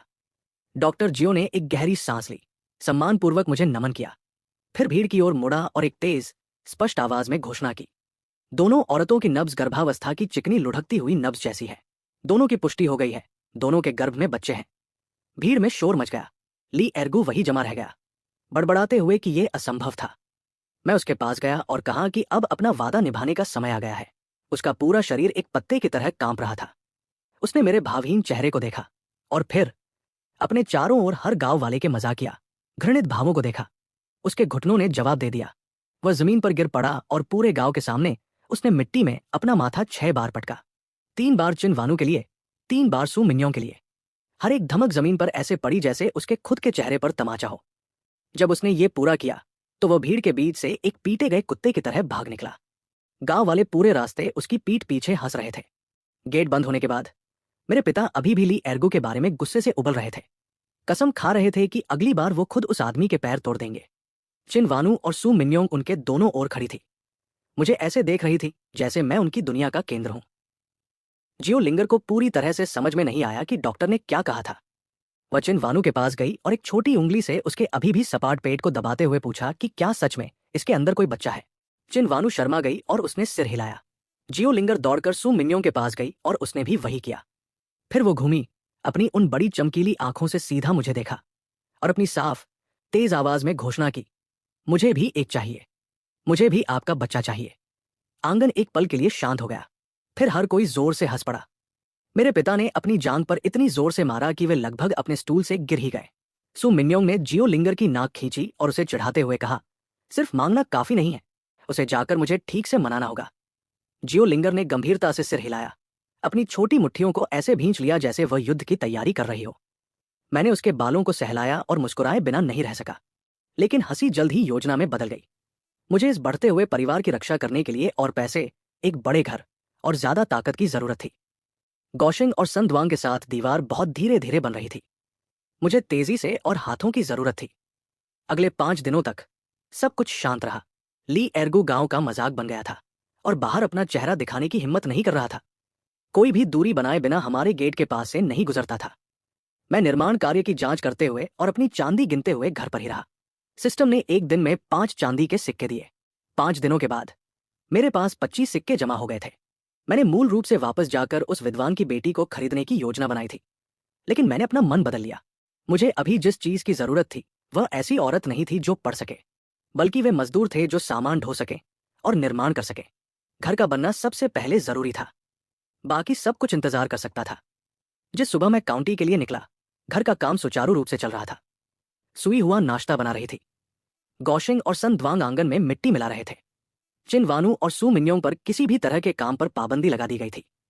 वे छज्जे के नीचे बैठकर बच्चों के छोटे कपड़े सिल रही थी। उनके चेहरे चमक रहे थे। जियो लिंगर एक छोटे गार्ड की तरह उनकी निगरानी कर रही थी। मैं मजदूर बाजार पहुंचा और वह दाढ़ी वाला व्यापारी मेरा स्वागत करने के लिए दौड़ता हुआ लगभग खुद पर ही गिर पड़ा। वो मुस्कुरा रहा था, कहने लगा कि उसने उस विद्वान की बेटी को सिर्फ मेरे लिए बचा कर रखा है। मैंने उसे 2 टूक जवाब दिया, मुझे अब वह नहीं चाहिए। उसकी मुस्कान जम गई और उसके चेहरे का रंग उड़ गया। जिस बड़े सौदे की वह उम्मीद कर रहा था वह बस गायब हो गया था। लेकिन वह एक व्यापारी था। वह जल्दी संभल गया और पूछा कि मुझे क्या चाहिए। मैंने उससे कहा, 3 आदमी, ईमानदार, मजबूत, भारी मजदूरी के लिए अच्छे, और एक नौकरानी, साफ सुथरी, जो खाना पकाना और कपड़े धोना जानती हो। बस इतना ही। वो मुझे एक अलग अहाते में ले गया। भीड़ में से उसने 30 के दशक की शुरुआत वाले 3 आदमियों को चुना। वे पतले और कुपोषित थे, लेकिन सालों की कड़ी मेहनत के कारण उनकी हड्डियां मोटी थी और हाथ खुरदरे थे। उनकी आंखों में उन लोगों वाला मृत, हार मान लेने वाला भाव था जिन्होंने अपने लिए कुछ भी तय करने की उम्मीद छोड़ दी थी। नौकरानी 14 या 15 साल की एक लड़की थी, दुबली पतली और शर्मिली, सिर झुकाए हुए, लेकिन उसके हाथ एकदम साफ थे। इतना काफी था। मुझे कोई चतुर इंसान नहीं चाहिए था, मुझे आज्ञाकारी और मेहनती लोग चाहिए थे। कीमत 5 सिक्के प्रति व्यक्ति आई, कुल मिलाकर 20। मैंने मोल भाव करने की जहमत नहीं उठाई। मैंने 5 सिक्कों वाले 4 गट्ठर निकाले और उन्हें उसकी तरफ उछाल दिया। व्यापारी के झुर्रीदार चेहरे पर इतनी बड़ी मुस्कान खिल उठी जितनी मैंने पहले कभी नहीं देखी थी। वह 4 स्थायी अनुबंध लाने के लिए भागा। मैंने सबकी सावधानी से जांच की, फिर उन्हें अपनी कमीज के अंदर रख लिया। मैंने उन चारों से एक बात कही, आज से मैं उनका मालिक था। मेरे पीछे चलोगे तो खाना मिलेगा। उन्होंने एक साथ घुटने टेके और अपना माथा जमीन से छुआ दिया। घर जाने से पहले मैंने उन्हें बाजार ले गया, क्योंकि ज्यादा मुंह का मतलब था ज्यादा खाना। मैंने 50 पाउंड सफेद आटा, 20 पाउंड कच्चा चावल और कपड़े के 2 बड़े थान खरीदे। आदमियों के लिए गहरा नीला, घर की औरतों के लिए एक डिजाइन वाला। ले जाने के लिए ये बहुत ज्यादा था। इसलिए मैंने शहर के गेट पर एक और बैलगाड़ी किराए पर ली। उस गाड़ी पर बैठकर धीरे धीरे गांव की ओर लुढ़कते हुए और मेरे पीछे खड़े 4 नौकरों के साथ मैंने अपने सीने में गहराई तक कुछ संतोष महसूस किया। इस दुनिया में आने के बाद पहली बार चीजें ठोस महसूस हो रही थी। एक असली परिवार की नींव मेरे हाथों से एक एक करके बनाई जा रही थी। जब गाड़ी गांव में पहुंची तो प्रवेश द्वार पर मौजूद औरतों के मुंह खुले के खुले रह गए। जब तक ये हमारे गेट पर रुकी, गौशिंग और संदवांग दौड़ते हुए बाहर आए और इस नज़ारे को देखकर जम गए। मैं नीचे कूदा, 4 नए लोगों की ओर इशारा किया और गौशिंग से कहा कि ये परिवार के नए सदस्य हैं, उन्हें व्यवस्थित करो। सड़क के नीचे ली एर्गू पानी लाने के लिए अपनी झोपड़ी से लड़खड़ाता हुआ बाहर आया था। उसने मुझे एक उचित मालिक की तरह गाड़ी से उतरते देखा, अजनबियों को आदेश देते देखा जो सिर झुकाए मेरे पीछे चल रहे थे। वो बस वही खड़ा होकर देखता रहा और इसके बारे में कुछ नहीं कर सका। वापस आंगन में गौशिंग और संदवांग उन 4 नए लोगों को घूर रहे थे जिन्हें मैं घर लाया था। मैं बता सकता था कि उनके दिमाग अभी भी इसे समझने की कोशिश कर रहे थे। उनका मालिक आज सुबह घर से निकला था और 4 जिंदा सांस लेते इंसानों के साथ वापस आया था। मैंने सबको एक साथ बुलाया और तीनों आदमियों को नए नाम दिए। सनी, सनर, सनसान। सरल, साफ, एक नई शुरुआत। उन्होंने घुटने टेके और अपनी खुरदरी फटी हुई आवाजों में मुझे धन्यवाद दिया। छोटी नौकरानी का नाम मैंने चुन ताओ रखा। उसने भी घुटने टेक दिए। उसकी आवाज एक फुसफुसाहट से ज्यादा कुछ नहीं थी। मैंने 2 नियम रखे, वफादार बनो और कड़ी मेहनत करो। जो कोई भी ऐसा नहीं कर सकता वो मेरी छत के नीचे खाना नहीं खाएगा। फिर मैंने गौशिंग को सभी आदमियों का प्रभारी बना दिया। सनी, सनेर, सनसान और संदवांग सभी अब उसके जवाबदेह थे। उसे इस बात पर नजर रखनी थी कि कौन अच्छा काम कर रहा है और कौन काम चोरी कर रहा है, और सीधे मुझे रिपोर्ट करना था। गौशिंग की रीढ़ एक तख्ते की तरह सीधी हो गई और उसने जी जनाब इस तरह कहा कि आवाज दीवारों से टकराकर गूंज उठी। मैंने चुनताओं को सुई हुआ के साथ खाना पकाने और कपड़े धोने के काम पर लगा दिया। सुई हुआ ने एक गर्मजोशी भरी मुस्कान के साथ लड़की का हाथ पकड़ा और उसे एक बड़ी बहन की तरह रसोई में ले गई। नए आदमियों ने तुरंत काम करना शुरू कर दिया और ये दिन रात का अंतर था। ये वो आदमी थे जिन्होंने अपनी पूरी जिंदगी मजदूरी की थी। मेरे द्वारा निकाले गए गांव के उन आलसी लोगों की तुलना में वे 10 गुना ज्यादा उत्पादक थे। अब दीवार तेजी से बन रही थी। गांव में ये खबर बम की तरह गिरी। सन परिवार ने नौकर खरीद लिए थे। लड़ना, पैसे कमाना, सरकारी अधिकारियों को खरीदना, ये सब अभी भी गांव के जीवन के दायरे में था। लेकिन लोगों को खरीदना, ये जमींदारों का क्षेत्र था, अमीरों वाला व्यवहार। हम रातों रात पूरी तरह से एक अलग वर्ग में आ गए थे। अगले दरवाजे पर मेरे चाचा के बेटे लौर के घर में हंगामा मचा हुआ था। उसकी पत्नी वांग उस पर चीख रही थी, मेज पीट रही थी, उसे बेकार कह रही थी। उसने सब कुछ सुन लिया था, नौकरों के बारे में, ईंटों वाले घर के बारे में, सब कुछ। उसने बताया कि हम खून के रिश्तेदार थे और अगर मेरे चाचा जाकर काम मांगते हैं तो हमें उन्हें काम देना ही होगा। कम से कम वो उन गांव वालों की तरह दिन के 30 सिक्के तो कमा ही सकता था। उसने उसे कायर कहा। उसने धमकी दी कि अगर वह नहीं गया तो वह खुद जाएगी। वांग की चिकचिक के आगे मेरे चाचा आखिरकार टूट गए। उन्होंने अपना पाइप नीचे रखा, खुद को दरवाजे से बाहर घसीटा और घिसटते हुए हमारे गेट तक आए। वह हिम्मत जुटाने से पहले काफी देर तक बाहर खड़े रहे। गौशिंग ने दरवाजा खोला। मेरे चाचा ने एक भद्दी सी मुस्कान चेहरे पर लाई और पूछा कि क्या मेरे पिता घर पर हैं। कहा कि वो बात करना चाहते हैं। मैं और मेरे पिता दोनों बाहर आ गए। मेरे पिता का चेहरा सर्द था। इन दोनों भाइयों के बीच सालों से खराब संबंध थे और वांग की जहरीली जुबान ने हालात और बिगाड़ दिए थे। मेरे चाचा ने हकलाते हुए अपनी बात रखी। चूंकि हम परिवार थे और हमें घर बनाने के लिए मदद की जरूरत थी, शायद वे हाथ बंटा सकते हैं। अजनबियों को काम पर रखने से ज्यादा यह भरोसेमंद होगा, उन्होंने कहा। मेरे पिता फटने ही वाले थे, लेकिन मैंने उन्हें रोक लिया। मैंने अपने चाचा को देखा, उनकी धूर्त आंखें, नकली दोस्ताना व्यवहार और साफ दिखने वाला लालच। वांग ने उन्हें इसके लिए धकेला था और वे ना कहने के लिए बहुत कमजोर थे। मैंने शांति से उनसे कहा कि गौशिंग सभी निर्माण कार्यों और काम पर रखने के निर्णयों का प्रभारी था। अब अगर मेरे चाचा को काम चाहिए था तो उन्हें गौशिंग से पूछना होगा। मेरे पिता और मेरे चाचा दोनों सुन्न हो गए। खून के रिश्तेदार को नौकर से अनुमति मांगने पर मजबूर करना। मेरे चाचा का चेहरा अपमान से लाल हो गया। मैंने ऐसा व्यवहार किया जैसे मैंने कुछ देखा ही ना हो। मैंने गौशिंग का कंधा थपथपाया और उससे कहा कि मेरे चाचा काम चाहते हैं। उसे क्या लगता है? बेचारा गौशिंग पसीने से भीग रहा था, हकलाते हुए कह रहा था कि वो ऐसा फैसला बिल्कुल नहीं ले सकता। मैं मुस्कुराया, एक ऐसी मुस्कान जिससे मेरे चाचा का खून ठंडा हो गया, और मैंने गौशिंग से कहा कि अगर वो ऐसे छोटे फैसले नहीं ले सकता तो वो बाद में बड़े फैसले कैसे संभालेगा। फिर मैं वापस अंदर चला गया, उन्हें इसे खुद सुलझाने के लिए छोड़ दिया। आंगन में केवल घबराया हुआ गौशिंग और मेरे चाचा खड़े रह गए। एक बोलने के लिए बहुत घबराया हुआ था और दूसरा वहां से जाने के लिए बहुत शर्मिंदा था। अपने कमरे में मैंने सिस्टम की जांच की। गौशिंग और सुई हुआ अभी भी अधिकतम वफादारी 100 पर थे। संद्वांग 70 तक पहुंच गया था। चारों नए लोगों की वफादारी कम थी। सनी, सनेर और सन 10 पर, चुन ताओ 20 पर। उन्होंने अभी तक इतना भरोसा नहीं कमाया था कि उनसे चांदी पैदा हो सके। मेरी दैनिक आय 5 सिक्कों पर ही टिकी रही। ये ठीक था। वफादारी में समय लगता है। फिर पैनल पर कुछ नया दिखाई दिया। पाठ की एक सुनहरी पंक्ति। मेरे घर में 7 सदस्य हो गए थे, जो एक मील का पत्थर पार करने के लिए आवश्यक 10 में से थे, जिससे एक नई सुविधा खुल गई, कबीले की रजिस्ट्री। इससे मैं 3 पीढ़ियों के भीतर किसी भी रक्त संबंधी रिश्तेदार का मेरे प्रति वास्तविक रवैया देख सकता था। मैंने तुरंत अपने चाचा की जांच की। सन लॉर, रवैया -15, ईर्ष्या और लालच। फिर मैंने उसकी पत्नी वांग को देखा। रवैया -40, आक्रोश और लालच। बहुत खराब। मैंने उसके नंबर पर ध्यान केंद्रित किया और उसके नीचे विस्तृत नोट की एक पंक्ति दिखाई दी। इसमें लिखा था, ये व्यक्ति वर्तमान में अपने बेटे सन बाओ जिन को कल आपके घर आकर परेशानी पैदा करने के लिए प्रोत्साहित कर रही है, जिसका इरादा आपकी प्रतिष्ठा को नुकसान पहुंचाना और आपको झुकने के लिए मजबूर करना है। मैं उस चेतावनी को एक लंबे पल तक घूरता रहा। मेरा चेहरा नहीं बदला, लेकिन अब मुझे पता था कि ठीक क्या होने वाला है। सुबह की धुंध अभी छंटी नहीं थी, लेकिन आंगन पहले से ही गतिविधियों से गूंज रहा था। सनी, सनेर और सन बिना शर्ट के थे। संद्वांग के साथ मिट्टी ढो रहे थे और पत्थर लगा रहे थे। दीवार पहले की तुलना में कई गुना तेजी से ऊपर जा रही थी। सुई हुआ और चुन ताओ रसोई में नाश्ता बना रही थी। सब कुछ घड़ी की सुइयों की तरह काम कर रहा था। मैं आंगन में खड़ा प्रगति की प्रशंसा कर रहा था कि तभी जोर जोर से पीटने से गेट हिलने लगा। बाहर से एक तीखी आवाज हवा को चीरती हुई आई। मेरी चाची वांग न्याय के बारे में चिल्ला रही थी और मुझे बाहर आने की मांग कर रही थी। मुझे इसकी उम्मीद थी।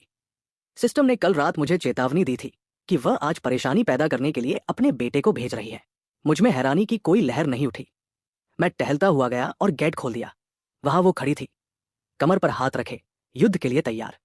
उसके पीछे उसका बेटा सन बाओ जिन खड़ा था, अपने हाथ को पकड़े हुए और नकली दर्द से करहा रहा था। मेरे चाचा सन लॉर उनके पीछे पीछे थे। उनका सिर नीचे झुका हुआ था। वांग ने पूरी आवाज में अपना नाटक शुरू कर दिया, ये सुनिश्चित करते हुए कि आवाज सुनने के दायरे में आने वाला हर पड़ोसी इसे सुन सके। वो चिल्लाने लगी कि मैंने उसके बेटे का हाथ तोड़ दिया है, कि एक डॉक्टर ने कहा है कि इसे ठीक होने में महीनों लगेंगे, और कि मेरे परिवार पर उनका मुआवजा बकाया है या फिर वो इसे कभी जाने नहीं देगी। बाओ जिन ने भी नाटक में साथ दिया, सही समय पर कराहते और मुंह बनाते हुए। मेरे पिता असहज दिखते हुए बाहर आए। बाओ जिन का हाथ मैंने कुछ दिन पहले मरोड़ा था। वह हिस्सा सच था।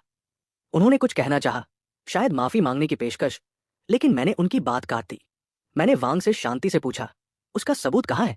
क्या किसी डॉक्टर ने उस समय मेरे सामने उसके हाथ की जांच की थी? बाओ जिन एक आवारा लड़का था। किसी को क्या पता कि उसने कहीं और खुद को चोट न पहुंचा ली हो और अब मुझ पर इल्जाम लगा रहा हो। वांग ने अपने बेटे को आगे धकेलते हुए जोर देकर कहा कि पूरा गांव जानता है कि वो दुनिया का सबसे शरीफ लड़का है। इस बात पर मुझे लगभग हंसी आ गई। गांव वाले पहले ही देखने के लिए इकट्ठा हो रहे थे। मैंने वांग से कहा कि बिना सबूत के झूठे आरोप लगाने पर उसे काउंटी कोर्ट में डंडों से पीटा जा सकता है। इससे वह इतना डर गई कि उसका रवैया नरम हो गया।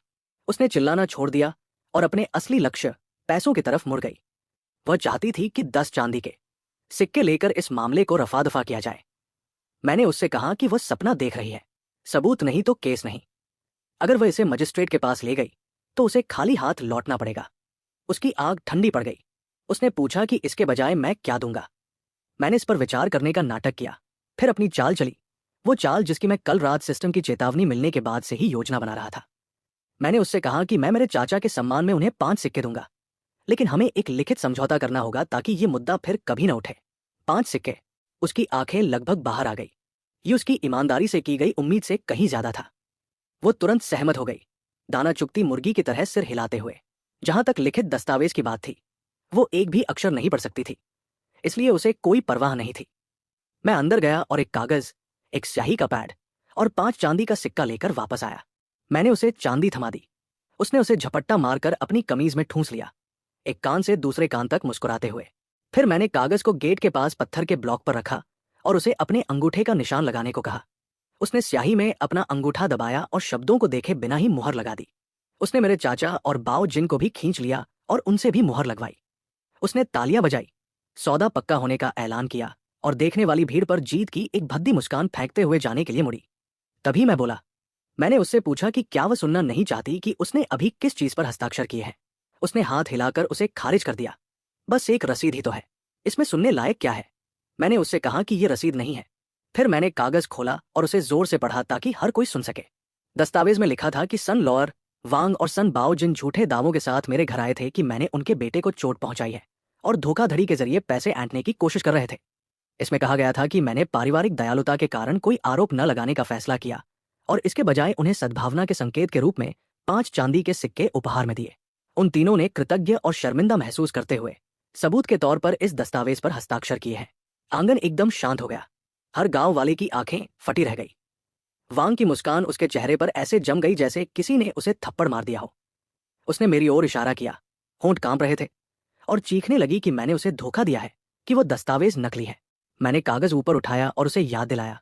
सफेद कागज पर काली स्याही, 3 साफ अंगूठे के निशान, और गांव में जो कोई भी पढ़ सकता था। वो ये जांचने के लिए स्वागत है कि मैंने एक भी शब्द नहीं बदला है।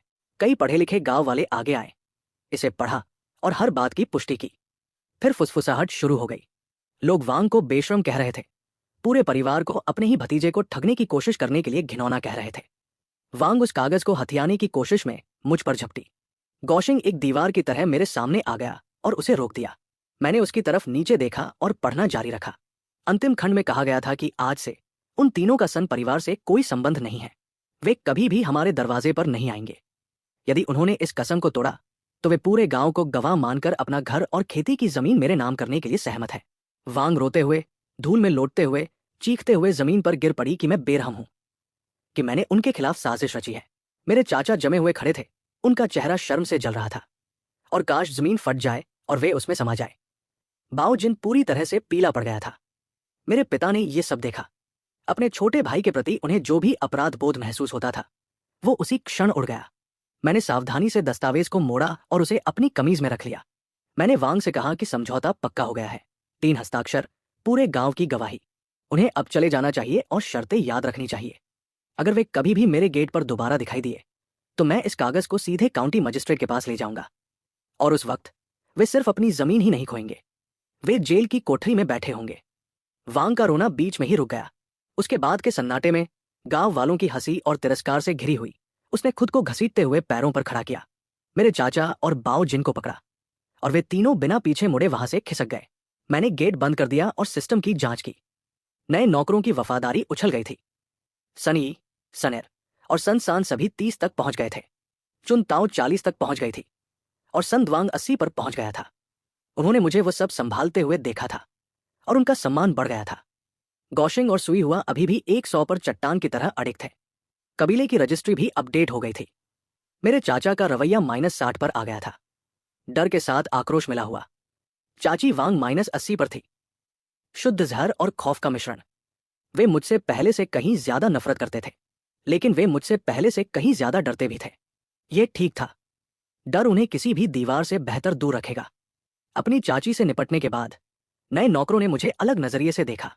उन्होंने मुझे बिना पलक झपकाए अपने रिश्तेदारों को संभालते हुए देखा था। कोई हिचकिचाहट नहीं, कोई कमजोरी नहीं। उन्हें जल्दी समझ में आ गया कि जब तक वे वफादार रहेंगे और कड़ी मेहनत करेंगे उनका ख्याल रखा जाएगा। इस विचार ने उनके अंदर एक आग जला दी। गौशिंग अब वास्तविक अधिकार के साथ आदेश दे रहा था। उसकी पीठ इतनी सीधी थी जितनी मैंने पहले कभी नहीं देखी थी।